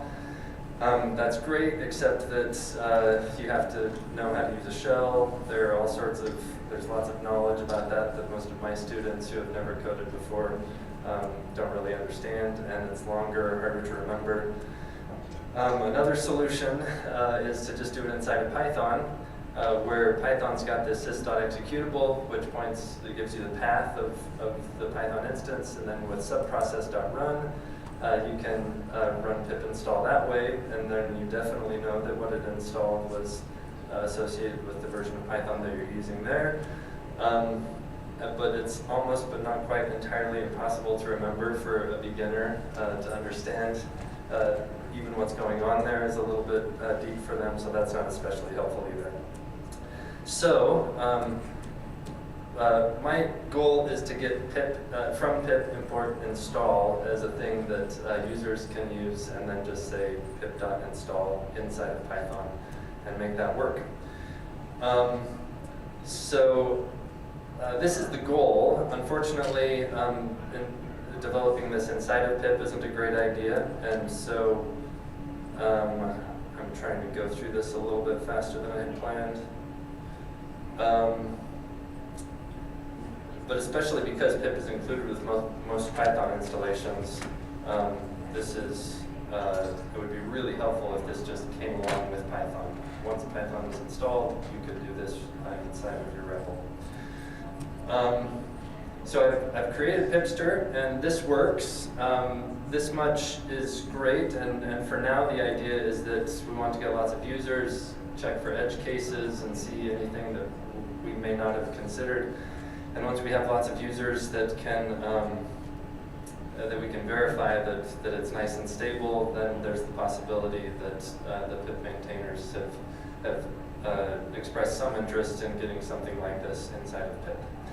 So the reason that I wanted to give this talk, and the reason that you saw all these papers around, is I just want lots of people to use Pipster and to do your best to especially identify edge cases that we might not have thought of, times where we might need to make some exceptions to make it work smoothly. So please go ahead and download it, get your students to download it, and if you have any issues, you can contact me or submit a GitHub issue. Thank you.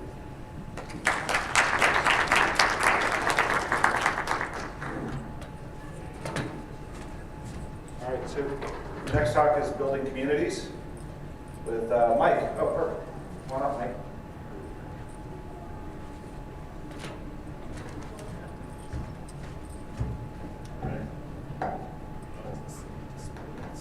Or no, or you can just plug in.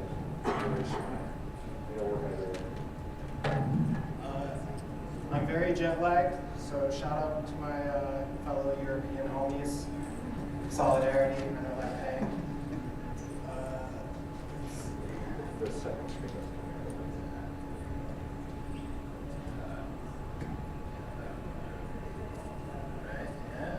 Cool.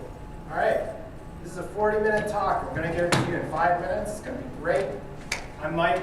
I work for the Rochester Institute of Technology, and I'm going to talk to you today about building communities around your work. This is what we do within the academic context. Just as a quick notice, a lot of the work contained in here was created by these two amazing UX researcher designers that went through our program, Django and Daechang. I believe they're both potentially looking for work in the coming months. So if you're interested in hiring some amazing open source designers, contact them. Contact me, I'll help you contact. So OpenET RIT is the institution I work for. We are a center within the Rochester Institute of Technology, which is a university in upstate New York. Our goals are to discover and grow the footprint of the university's impact on all things open work. This includes open source software, but goes beyond that into open data, open science, open hardware, open educational resources. I'm going to bridge it there because there's limited time. So what does that mean? Well, we do three things as a center. We educate people on campus, so we provide curriculum in open source software development. We have the first free and open source software minor, which is a little thing you can append onto your degree in a lot of academic institutions here in the US. That is 5 courses that we offer on free and open source software. We provide digital infrastructure for community building, so this is digital platforms that allow people to collaborate and communicate in ways that facilitates the peer-to-peer production of digital works that are meant to be shared openly. Think GitHub, think Mattermost, think IRC, think stuff like that. And then finally, what I want to talk to you today is this third thing. We provide individual assistance and consultation for open work community projects. So a lot of the work that we do is we help people who are running open work projects who are saying, you know, I want to have a more sustainable project, I want to get more people involved, but I don't quite know how. And so that is what we call our fellowship. So what is this? Fellows are oftentimes maintainers of open work. They seek to grow and maintain a community around their work, and we provide a team of developers and designers to kind of help them do that. And we have a very specific process in which we utilize in order to do this. So what is this process? Great question. Our process focuses on 3 main goals. You're either trying to launch a project that doesn't have many contributors, but you want to begin bringing them on and you feel like you're in a place to do that. We help projects grow and kind of expand their scope of what they initially were, and then we help projects maintain themselves, because everyone here knows, I'm sure, if you were maintaining an open source software project, it's very easy to get burnt out, and we don't want that.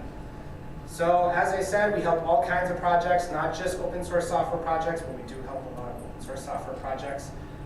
We didn't invent all this stuff ourselves. We draw a lot of inspiration from things like the Mozilla Open Leadership Training Series, which is awesome. Click that link, it's fantastic.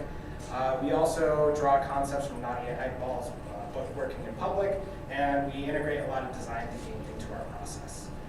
So this process that we do, it involves 3 main stages. First, we work a lot to discover the context of the project. What is this project trying to achieve? What are its goals? Why did they choose to make it open? What's its current status of the community? Are people involved? Aren't they involved? What are we working on? Second, we do a thing that is largely derived from the Mozilla Open Leadership Training Series. We create a stakeholder mapping and contribution funnel. So we imagine you have a community, you want people involved, you want them to do stuff, but who are those people? What are their backgrounds? What are their incentives? Why did they discover your project? And then we create a contribution funnel. So we imagine under the ideal circumstances, what are the stages they can get from discovering your project to making their first contribution, to becoming repeating contributors, to all the way to becoming a leader in your project and maintaining it themselves. What does that look like under ideal circumstances? Once we have this plan developed, we identify shortcomings. These are the things that are maybe potentially getting in the way, that don't exist, that don't facilitate this process already. And through those shortcomings, we design solutions. So what's the point of this? Well, one is you have to have a plan if you want to execute it on it. A lot of times these things require resources and so on. And having a plan is usually one of the first steps that a lot of people we work with utilize in order to get those resources, in order to hire a designer, a community manager, etc. And so, and then furthermore, to have a plan, we can help them, deliver on a couple of those issues that they are facing. I have 10 seconds left. Please, if you're interested in any of this, talk to me off stage. The slides for the full presentation are on this bit.ly link. And thank you all for having me.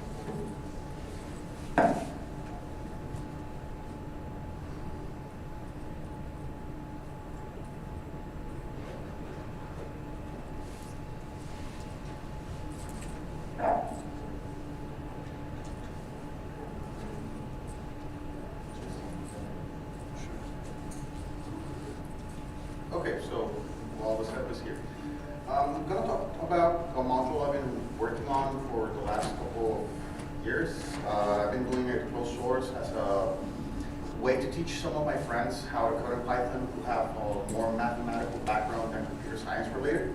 This is the repo. This is the IPA page. This is something that I think is still in alpha. And this is the magic that it does. Essentially, it's just overriding one matplotlib class and having it in my own flavor, and abusing a lot of the dunder methods. I have a vector class, as in vectors in linear algebra and whatever, and define properties for them that will make sense in a mathematical context. I do this for curves, I do this for arrays, I do this for vectors, and the magic result is the following. I have a version here of Jupyter Notebooks where I have a comprehensive introduction to it. So the idea is that I can define this as a regular function, and I think that this is something any student at any level could handle as long as they know the math that they're doing. Regular pre-calculus stuff, even lower algebra if you think. And we can use the doc string as leverage to do displays of the function. I'm going to get smart about it later, not today. You can define intervals as you usually do in pre-calculus, and then you can map the function over the interval. And what you get, it's pretty much what you expect, a table. It's technically an array, but it's a table. You can get portions of it, you could plot them easily, and you can leverage all the things that you have built in order to do animations without necessarily thinking about the arrays that are happening here. For instance, this is the setup function of a figure. You just paste in the objects that you want to show and define it as a parameter of t, for instance. And with only the magic of adding sliding, you get a pretty nifty animation of tangent curve as you usually would do in calculus. You could do this for any other thing. This requires a little bit more because of the rectangles, but this is what every calculus student would know, Riemann sum, and you can change it. And the idea is to make this accessible to someone who has no computer science background, or at least that they know that Python is something. This runs also in Google Colab. I think it used to because of the Python tricks I'm doing, but it's something that you could easily do there. Also, you could follow the same flow and do a different type of animation. And in this case, I'm doing something called an evolute. I don't know if you're familiar with it, but the idea is get the figure, set up the figure however you want to set it, abstract it into a function, and then paste a slider into it. And then you'll see that I can draw the evolute right here. And if you follow these principles, you could be doing it for anything like this, which is the least used figures. And you can just change the parameters that you're using, and the whole thing will move. And it didn't require much effort as in the other examples. Now, internally, what's interesting is that I am doing, because of the dunder methods, I have the possibility to add the functions in abstract, and then what I get back is an actual function. Like here, I'm just going to do what's f plus g. And as you see here, it says that I get a figure and I get a curve, and this is the curve. Add them, adding a constant, multiply functions, And we can do that even for polynomials. Like for instance, if I scroll up, I have two polynomials and a regular exponential. I can sum them up and get what I expect, polynomial, polynomial, exponential with polynomial, and so on. So I think that this is something that it's to benefit to most students when they don't want to get into the actual program. I can even do 3D stuff like this. I'm drawing here something called a Streram frame, and with just a parameter, I can slide it over. I just wanted to share this because I think that this is something for the benefit of the students who actually don't care about computers, but actually have the needs to do the plotting to identify points. Sometimes you don't want to plot the actual table of values of the function. You just want to plot the function and that's it. Skipping that step is something that this module will enable. So that's my time.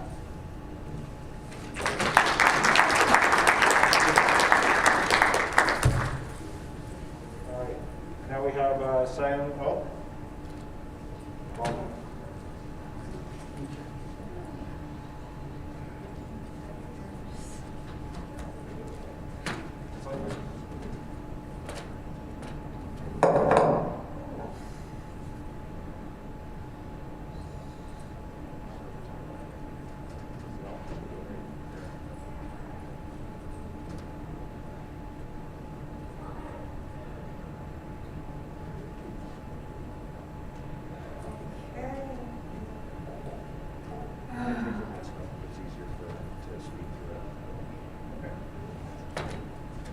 Hi, I'm from the South Korea, and I want to talk about public programming education in South Korea.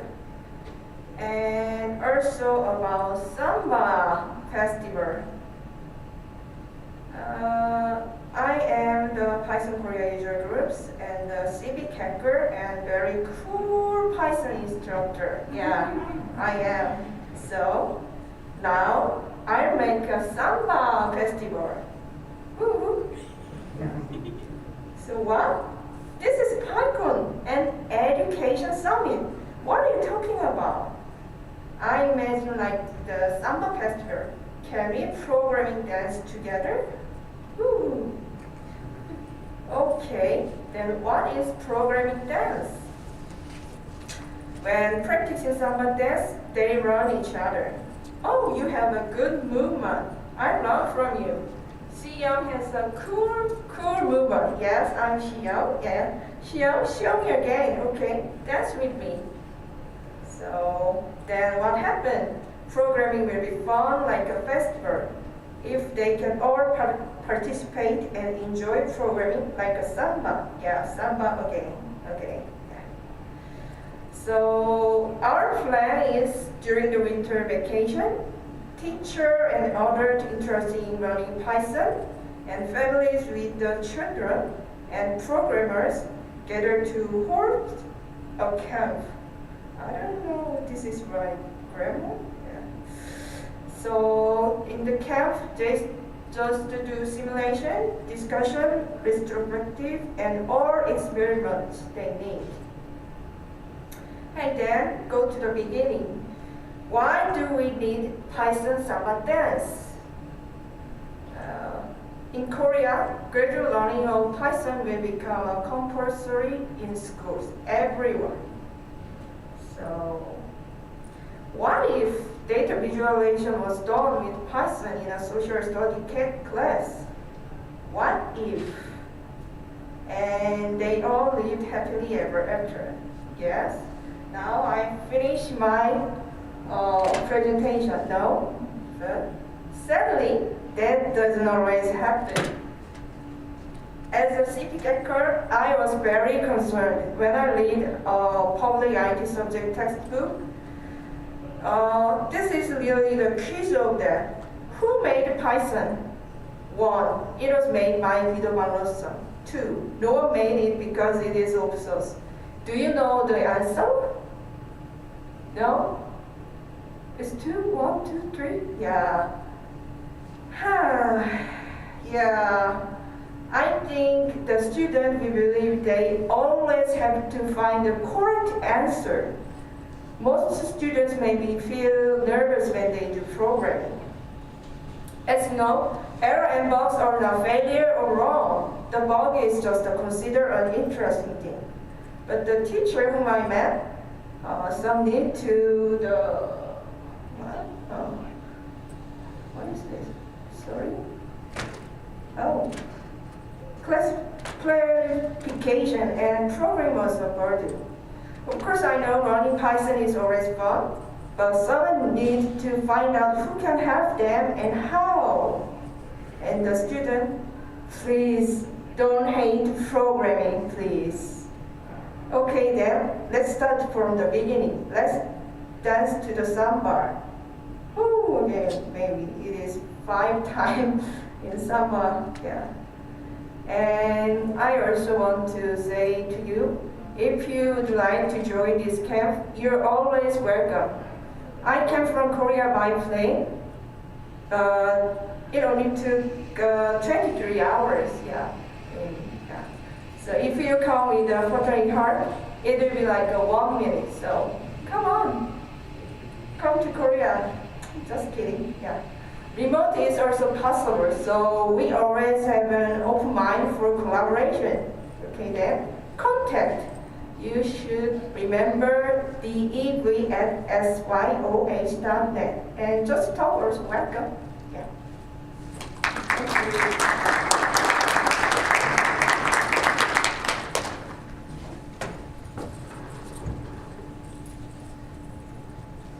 All right.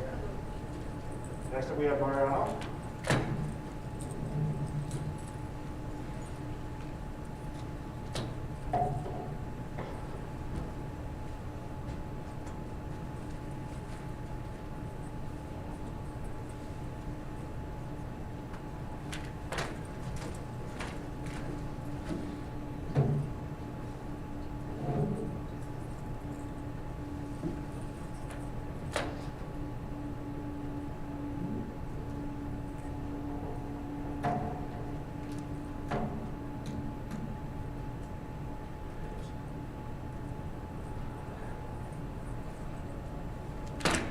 Okay.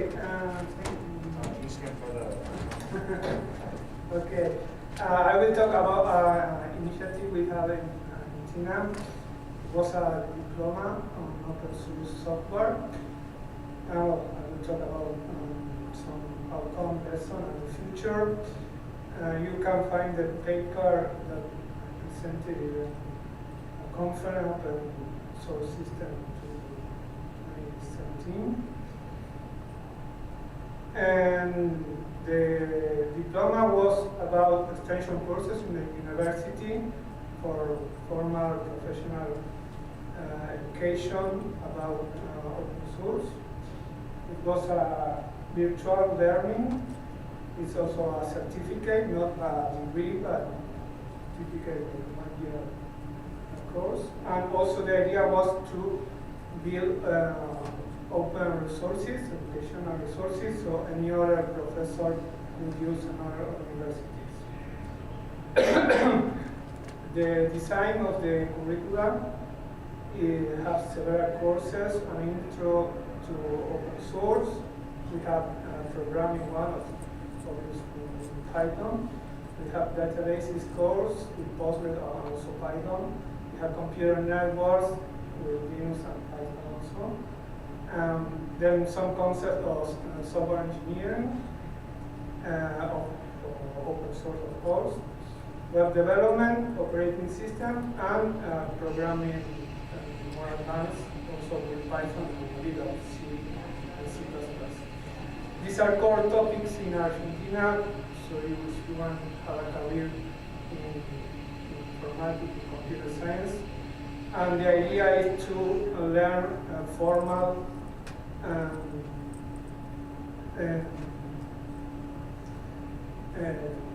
the basis for students have all the same level that university students have doing a regular career. So these are courses taken from public universities and adapted to Python. And, well, this is a comparison with other similar initiatives in the world. I did a master's degree in free software from the Open University of Catalonia in Barcelona, Spain, and there is other online courses from Python. Also, as you can see, this is based on the curriculum computer science and time. Okay, and redundancy at the network of universities in Argentina. So we use Python, code, Power, and Git, and a lot of things. We started to use Moodle as a platform. We have some final work that are project open source project that was released to the community, and we started to work in this project Python that was presented in the workshop. And well, we have to work in tools, translation, and a lot of things. Well, the conclusion of this was great. We have 2 editions. We are not currently having this, but here are the reference, the papers published in other conference with all the formal stuff and data. And the idea for the future is, well, base all this diploma in Python, all databases, networking, operating system, and so on, and switch from Moodle to Runstone. That is an online platform, and we already have the initial programming course that is serverless. So the idea is that any professor can host this course without a regular infrastructure. So that's all. Thank you for listening.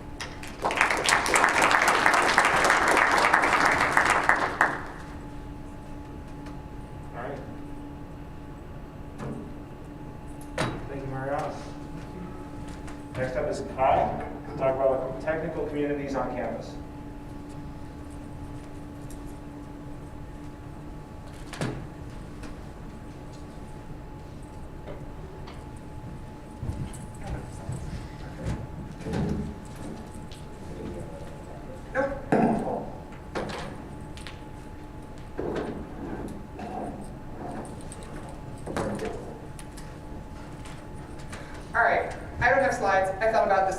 So I just want to share some thoughts with you. I'd like you to consider why you're here. Learning, networking, professional advancement, all valid reasons. However, I'd like you to consider the importance of community. Here, you are part of the education community, the Python community, the greater community of programmers and computer scientists. What do you get from those communities? Support, friendship, and yes, learning, networking, professional advancement, but so much more than that. Unfortunately, it's not always easy to integrate into those communities. It can be intimidating for those of us who don't fit into a typical CS mold. I was a queer, female presenting linguistics major walking into an interesting programming class, and I saw very few people who looked like me. It was beyond isolating and frustrating. As I developed as a programmer, I decided to do something about it. I got involved with GitHub Campus Experts, a program specifically focused on building technical communities on campus. At colleges.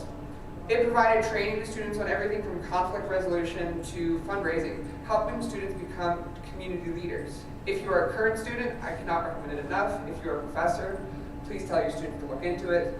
Though I promise you, GitHub doesn't even know I'm here. It's an honest opinion. Getting involved in Campus Experts is a large part of why I switched paths entirely from programming to becoming a teacher. Now teaching high schoolers computer science with the goal of increasing diversity in the field. But Campus Experts is just one program, and communities are needed everywhere.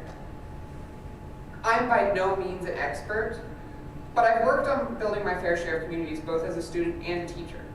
How can we build and support these communities? Through my time in college and since, I've come up with a few key points for communities in an education setting.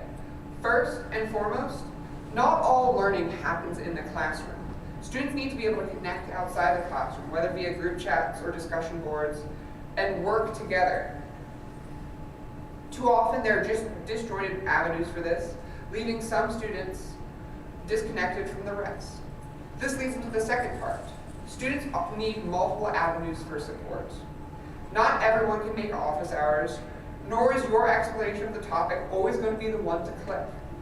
This extends beyond academics, however. Sometimes students need a place for commiseration about a certain professor, or just life advice from their peers.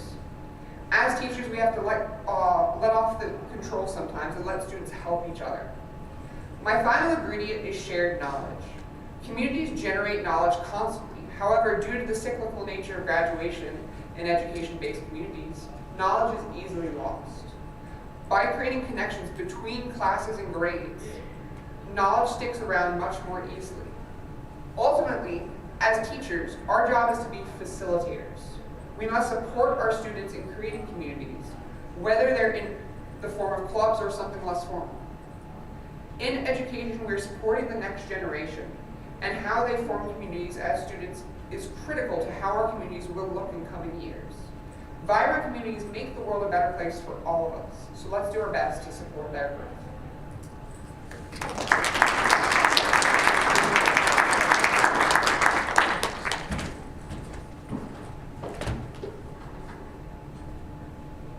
All right. Not sure who signed up for the next one, but it's Felly Python, Afro Python. Excellent. Come on up. Yep.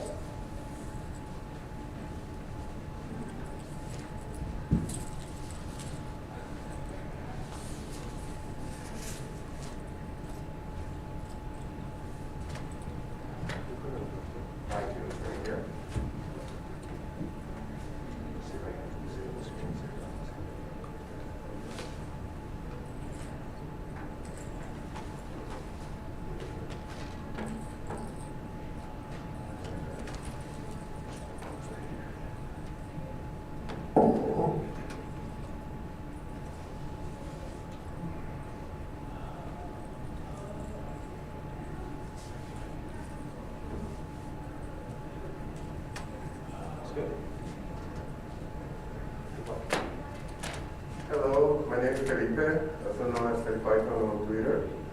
So I'll tell a story about how we started Afro Python in Brazil.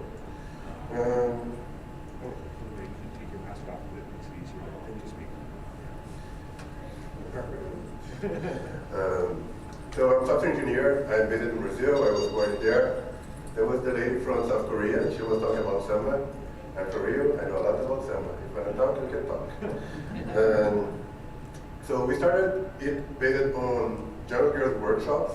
So we were very involved with women in IT events, but we were missing events for black people in IT that was also underrepresented. So after we met and understand that we wanted something for black people as well, we made our first event. It was in 2017, and later in 2018, 19, 20, and so the pandemic came, and we started to do online events. But after a while, we understood that the workshops were great, but there was a bit of change that we have seen in our lives as software engineer and be able to get very good wages. And we wanted to make it more available for other people as well. For example, my father is an electrician, and he has a great career, but the money that he's able to make at the end of his life, he's 60 right now, is the same amount of money that I was able to make on my first job as a software engineer. So we wanted to bring that possibility for more people, especially black people in IT. So we are, at the moment, trying to move AfroPython from a community of people that help each other to a business for social impact. So we are calling AfroPython now a social impact business to help more people get into the IT market and get this kind of wages and possibility for their families as well. And we are seeing a lot of challenge. For next year, I would like to, for sure, bring a talk to speak more about this. But it's a very challenging experience because as software engineers, we don't know very well how to sell, how to market, how to position our company. And I found today that there was a few people that were making a business out of teaching Python. So the idea is similar with what we have doing for the conferences. We want to get sponsors from the companies that are struggling to get people, especially engineers, train these people that want to get trained, and make the bridge to make these people get into these companies. So this is the idea so far, and we are facing a lot of challenges. Anyone, if you have experience like making a business out of teaching Python, I want to talk to you. Come to me, I'll be around. And that's the main idea of AfroPython right now. We want to make the change that happened in our lives. I have a partner in this, actually she's right here. She's this one sitting here. She's also a software engineer, she's a black woman in IT, and we want to get more black people in IT to see this change in other people as well.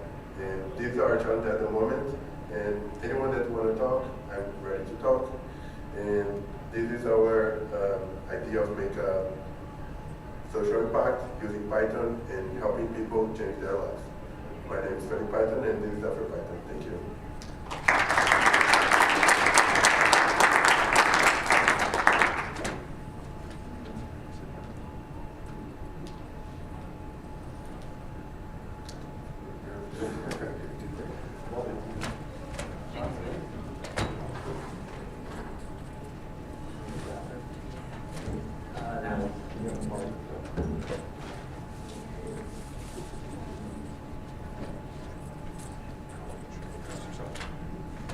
Yo, what's up?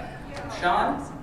It's my first time being here. Excited to be here. I'm an instructor and curriculum engineer for, I've done a couple of boot camps with primarily data science with Python, and I want to talk to you guys about the struggles that I've had creating an engaging group project environment while teaching, especially online. So I'm basically going to format it like this. I've got a hurdle, and I'm going to give you all of the questions that I've asked myself while trying to get over that hurdle while creating your project. What topic? Where should I start? Technical requirements. Should I just give everyone a B+ and forget about it? My take, start with one abstract requirement. Should be something completely separated from the tech, and you should keep it very open-ended. Something like convince someone to make a decision. That's enough to get someone started, to get them interested in finding a project. The next hurdle for me is group assignment. Do I do random grouping? Do I let them choose their own groups? Do I group them by how much I like each student? Or dislike. I was going to leave that one out. My take, create an ideas channel. And I use Slack. You can use whatever forum you've got available to you. But create an ideas channel where the people who are excited about doing the project can post their ideas with not anything else attached to it. They can just post their ideas, and other people can join those ideas as they see fit. They can just respond and say, I'd like to be part of this project as well. That way, passionate and engaged students have the space to create their ideas. The only key is you do have to create a strict format for how those ideas are posted. In data, that means that all of my ideas start with a data set, because I know that's the hardest thing to do. You can't just say, I want to change the world like this. You have to have a data set. Hurdle number 3, technical requirements. How specific should I get? Should I have an extensive rubric with point scores? Is there some other way I can torture myself? Would it be easier to grade via Abacus? Technical requirements, in my mind, should be achievable within 33% of the total time allocated to the project. This is because they should be the last thing that the students are actually thinking about during the project. This is something that should be naturally built into the work that they're doing. Don't corner yourself with grading requirements. Basically give yourself room to fudge one way or another based on the effort that someone's putting in. Group projects are not good at assessing technical skills in general. One man's opinion. If you disagree, I would love to hear your take on that. But I choose not to force that into my group projects. Structured group work. How much guidance should I give? What milestones should I set? Would it not be easier if I just did all these projects myself? Yes, often it would, but the way I do it is one milestone per session. That can happen if you're doing group work in a classroom setting or outside of the classroom. It's just every time you meet, there should be one milestone at least set. The milestone that I give first is to define that abstract requirement we gave earlier. So take it from something abstract and make it very specific. As an example, One group might come up with, we're going to use our data to convince a basketball team to draft players based on their Fortnite performance. Something like that. And they now have a complete project, a roadmap to get down, and the tools that they have available are all of the tech that we have. Other milestones should also focus on that abstract requirement. Very little on the technical requirements. One exception I'll get to in a second. Instructor assistants should also focus on that abstract requirement. If somebody comes to you with a question, always try to bring it back to, how does this support your goal? Should I make a scatter plot here or a line graph here? Well, which one would be more convincing to a basketball team? That's how you should ask those questions. The only milestone that should be focused on technical is milestone 2, which is where they complete all of the technical requirements for the project. They should be completely finished with the project by 2 group meetings. They don't have to have a good project, they just have to have a project by the end of session 2. This is MVP, you're all familiar with it from software engineering, but you're basically avoiding the I have to do this, trying to get to I want to do this. The last hurdle is presentations, how much time per group. How do I keep groups engaged? Can I turn my camera off for this part just to show them what it feels like? And in this case, I want you to assign groups to each other. Group A should be watching Group B with an intent, basically that they are the listening body. Inform them that their grade will depend on how engaged they are in the other group's presentation. That's all I've got. Thank you. If you've got any questions, come and see me.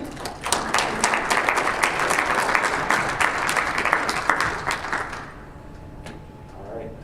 Well, so we've made it through our first 8, and we have time to do the extra. So well done, everyone. Great work. Lisa, you're up for assessment in Python.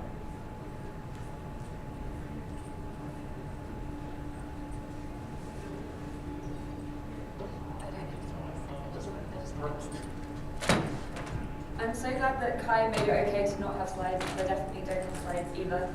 I'm so excited to be in a room full of passionate educators, especially just hearing Sean's talk. I have a little bit of a problem, and I'm hoping that you can all help me. So I train students for 12 weeks, I do this via Zoom, and then my business turns around and asks me one question at the end of this 12-week training, and it's, is this person any good? Are they good? Can we sell them to the clients? They always say, would you stake your house on this person being good? So it's quite an important question I get right. So my topic here is about assessment. How do we find out if this person is good? And I say this person, I've got about 30 of them. So I'm trying to do this at scale. So I've got a few key challenges with assessment. The first is, does it actually work? So if we're getting them to do a multiple choice test, does it actually show they're good at Python, or does it just show that they happen to know the right answers? The next one is time. Their time, we want to make it worthwhile for them. Are they actually gaining something from doing assessment, or is it just to tick a box to say that they've done it? There's also our time as instructors. It's so time consuming to mark things. Those group projects that Sean just spoke about, they are so time consuming. I love the peer feedback aspect, that is great. But it's so time consuming to give quality feedback that actually helps them. The next one is, how can we actually use assessment data to give them something to grow with? How can we give them high quality feedback that actually means something to them that they can use to continue to learn and grow? And as you all know, that's so much harder done than said. Another thing that's always on my mind is about letting them show their strengths. And this is something I'm really learning more about at the moment. There's more than one way to be good. And the way that I think is good might not actually be the way a business thinks that person is good. Maybe they don't actually care that they can really quickly create something in Python. Maybe the communication side is more important. So how do we know what good actually looks like? And what does good even mean as well? How do we define what that good kind of looks like?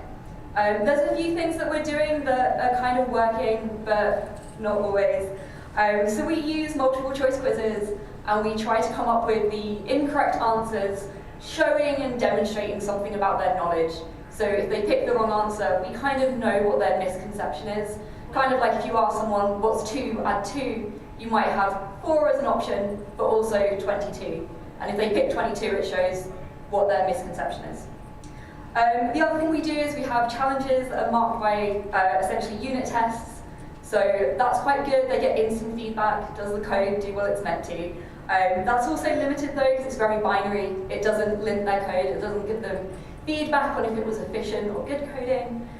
We use group work, so Sean's talk was super relevant. Peer feedback is really great. Rubrics we find very limiting. But it doesn't assess tech, exactly what Sean was talking about. So are they good at Python? Maybe they didn't actually do any of the Python in the group work.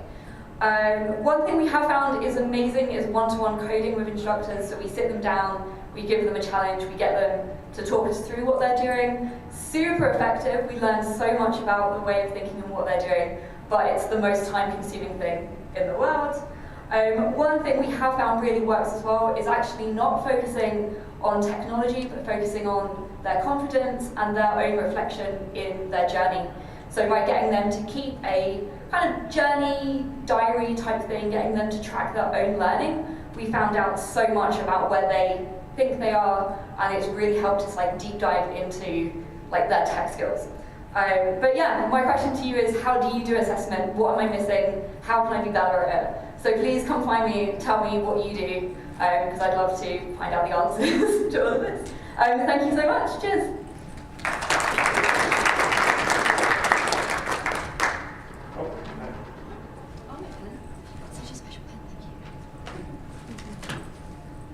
All right. Next we have Robert Stewart. Robert, are you here? Oh, perfect. Come on up.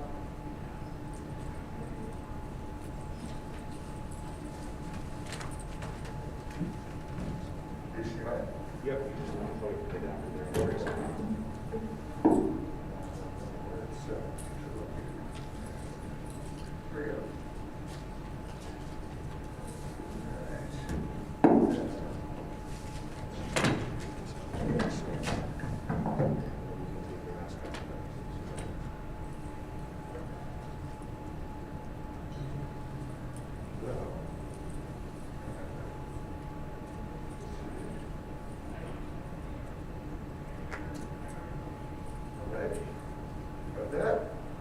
Okay, everybody's got a laptop, open it up, use the hands-on lightning touch. All right. All right. So one of the best things about teaching is handing somebody a tool. I'm sorry, do I need to? Yeah, that's just at least as close to you. There you go. Okay. So one of the best things about teaching, or actually tutoring, right? I'm more of a tutor than a teacher, but still education, is handing somebody a tool and something to explore and watching them teach you. And what I discovered yesterday that I think everybody here should know about is a tool to explore data, and it is coded in Python, but it runs in your browser. And so you need to know 2.5 things to use this tool. Number one is the name, and so spelling is dataset light, DATASETTE, light as in salad dressing, LITE, so dataset light if you're going to pronounce all the letters. There we go. We're going to pull up the GitHub, or you can skip ahead to the one, but we're going to go through the live tool here. So there, we've got our URL, and Python is now loading in my browser here, and we're going to wait for it to load up. The second thing that you need is a data set. And the half thing is it's got to be on GitHub, because it's got to be coming from a web server that intends for this data to be loaded into a web browser. Usually, when you get a data set, they intend for you to download it onto your computer, not show it in your web browser. Okay, so the next thing we need is an interesting question, and for that we need an audience. And so notice we've got SolarCon going on next door, and talked to somebody from SolarCon, like, okay, so what is Python? Why should I know something about this? And say, well, let me show you something about power generation in the United States and how Python can show you something about that. So we're here with the tool, go to content, and we're going to come down to example CSVs, because right here we have a convenient URL. Now, if we open this up directly, it's going to say, okay, there's a data set. It's interesting, but not terribly useful. Instead, we're going to copy this URL, copy link address, and we're going to come down to the very bottom here and click on Load CSV and put it in there and hit enter. Now it's going to load up Python again, but it's also going to load the data set up with that. And now we're going, well, that's happening. Let's go over to GitHub and just look for data sets. And there are a lot. Awesome data is a curated list. These aren't all posted on GitHub, so you may have to kind of pick through. But there are a lot of different data sets that you can find there. This is just a convenient one right here. All right, so we're going to jump back here. It's all loaded up. And we're going to pull this up and say, all right, we've got a global power plant database here. Starts at Afghanistan. And you're interested in solar, right? So come over to our column here. Say, let's look at primary fuel. Looks like the thing that we're interested in. And click on primary fuel, or say we're going to want solar here. So okay, that's all right. Apply it. Okay, that pivots right there for you. And say, well, I'm from US. Okay, well let's pull that up here too. And say, all right, fine. Apply. And or didn't get that in. Okay. And you select country in the column. Select country in the column. Oh yes. There we go.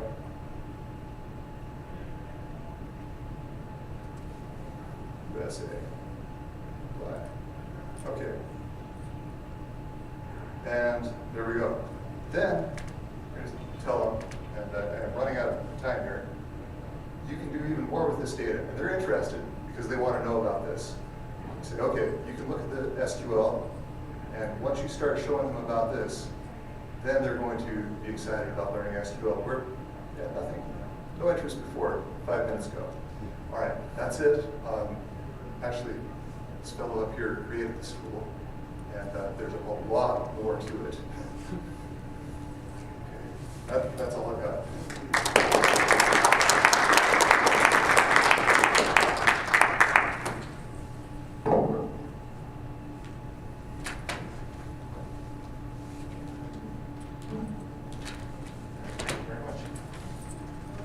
All right, our last lightning talk is Rashad.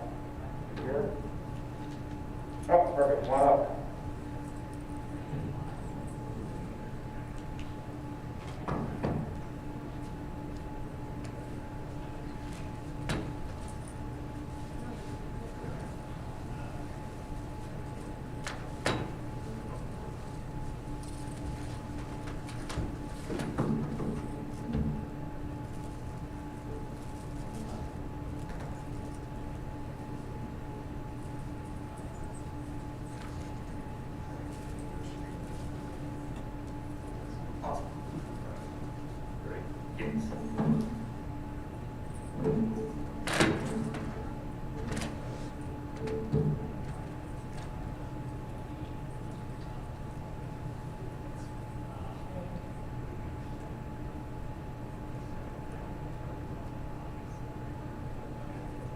Let me know if the code is not readable. I'll make it more bigger.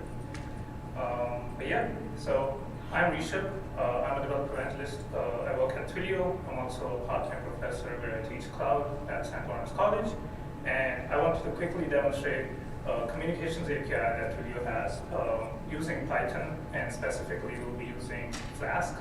And this is basically how it works. Since I only have 5 minutes, I'll quickly walk through this. We'll have a Flask web server that we'll be sending webhooks to from Twilio's console, and I have registered toll-free number, which you can all text today and see the magic. And I promise I won't spam you. I'll delete everyone's number after this talk.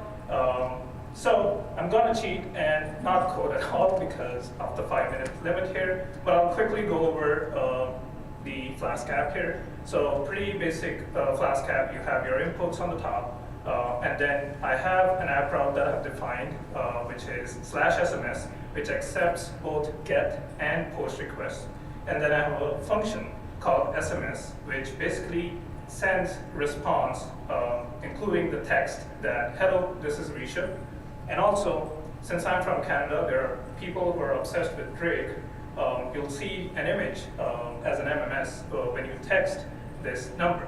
So that's what it does. I have configured the Flask server, and it has a publicly available URL. I'm using a cloud development environment here, if anyone is wondering. This is Gitpod, and it just makes it easier for me to not use any tunneling service. And what I have done in my console here is, so this is my Twilio console. I've configured the Flask URL, as you can see on the bottom here, to listen for a webhook request for any of the HTTP post methods. And the number that you can text to is 855-283-9080, anyone who wants to try it out. And you'll see the magic happen. You should receive a response. If you do, please wave your phones so that I know it's working. I'll try on my phone here real quick. So the number is 855-283-9080. So I got a response. I don't know if anyone can see. It's like I see one phone waving at the back. But yeah, that was the demo. I had 5 minutes, but I have also built a calling function too, which may be also in another lightning talk, and I can talk a bit more about that too. Oh, another phone wave. So yeah, Rishabh, and if you have any questions, feel free to reach out to me. All right, thank you.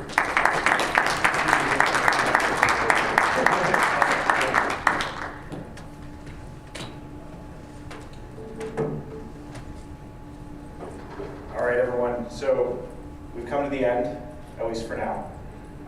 Thank you all for joining us today. Thank you again to all of our Lightning Talk presenters. It was great to get little snippets from around the community, and hopefully that gave you some ideas of things that you can try.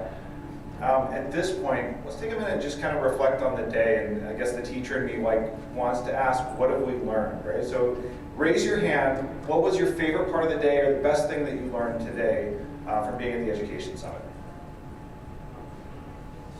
Don't leave me hanging here, guys. Kai? I really liked the different perspectives on curriculum as a first-year teacher. I have no idea what I'm doing, and hearing how other people do it is always great. That's great. Everybody's been a first-year teacher once, right? Whether you're teaching in a classroom or you're tutoring or whatever, you've had that moment where you kind of go, oh, crap, right? So thank you for sharing that. Isha?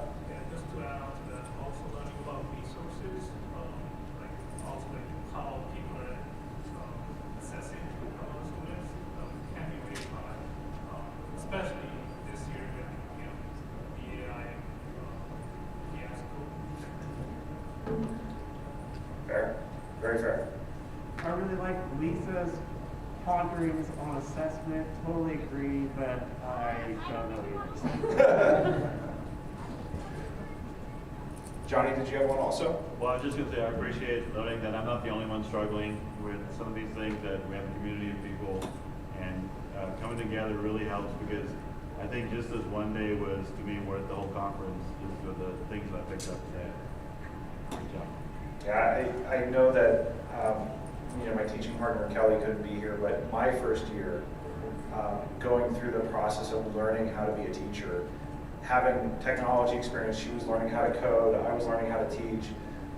We recognized how valuable it was to have someone to talk to about these things, and to commiserate at times and share ideas and say, hey, what about this? Like, no, that's a terrible idea, don't do that, right? Or, that's a terrible idea, what time do you want to try it? Like, our community is stronger together, and that's one of the things that has been valuable to me. My first PyCon was 4 years ago in 2019. I'd been learning Python for less than a year. I'd been teaching for 6 months. I walked in the door and everybody was welcoming and open, and I'm glad to see that that's continuing this year. Thank you all for joining us today. I know, kind of following up after this, there's a couple of events that you may want to attend. Starting in about 15 minutes, there's a Python newcomer, or PyCon newcomers event where they'll give a little bit of background and help about how to navigate the conference, and it's always valuable if this is your first time here. Then at 5 o'clock, there's the opening keynote or opening reception, I believe it is. I don't know all the details, but in years past it has had like some open floor area where you can go talk to the vendors, and they have things like that out there, so that might be worth attending and checking out. And then I promised this at the beginning of the day, and I'm going to follow through on it. I've set up the easel in the back that we used for the lightning talks.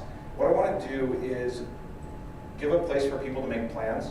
So if you have someplace you want to go for dinner tonight, or drinks, or there's an arcade bar that still runs on quarters a few blocks away, if you want to organize something and do something, write it on the board. And if you want to go to it, put a dot next to it, or put a phone number or contact, way to get coordinated on it. Let's go do something after this together. I don't think we can get everyone in the same place, but even if we got people to go to a few different venues and hang out together and keep the conversation going, I think we'd all benefit from it. So,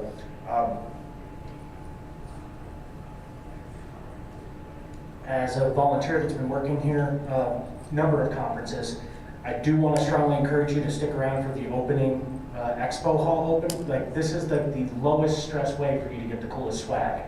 So be there at 5 to get the cool swag so that you don't have to stand in really long lines tomorrow. Yeah, so all plans start after like 6:30 or so, I think is what we're getting at. So don't rush out. There's definitely some cool stuff to see before you leave.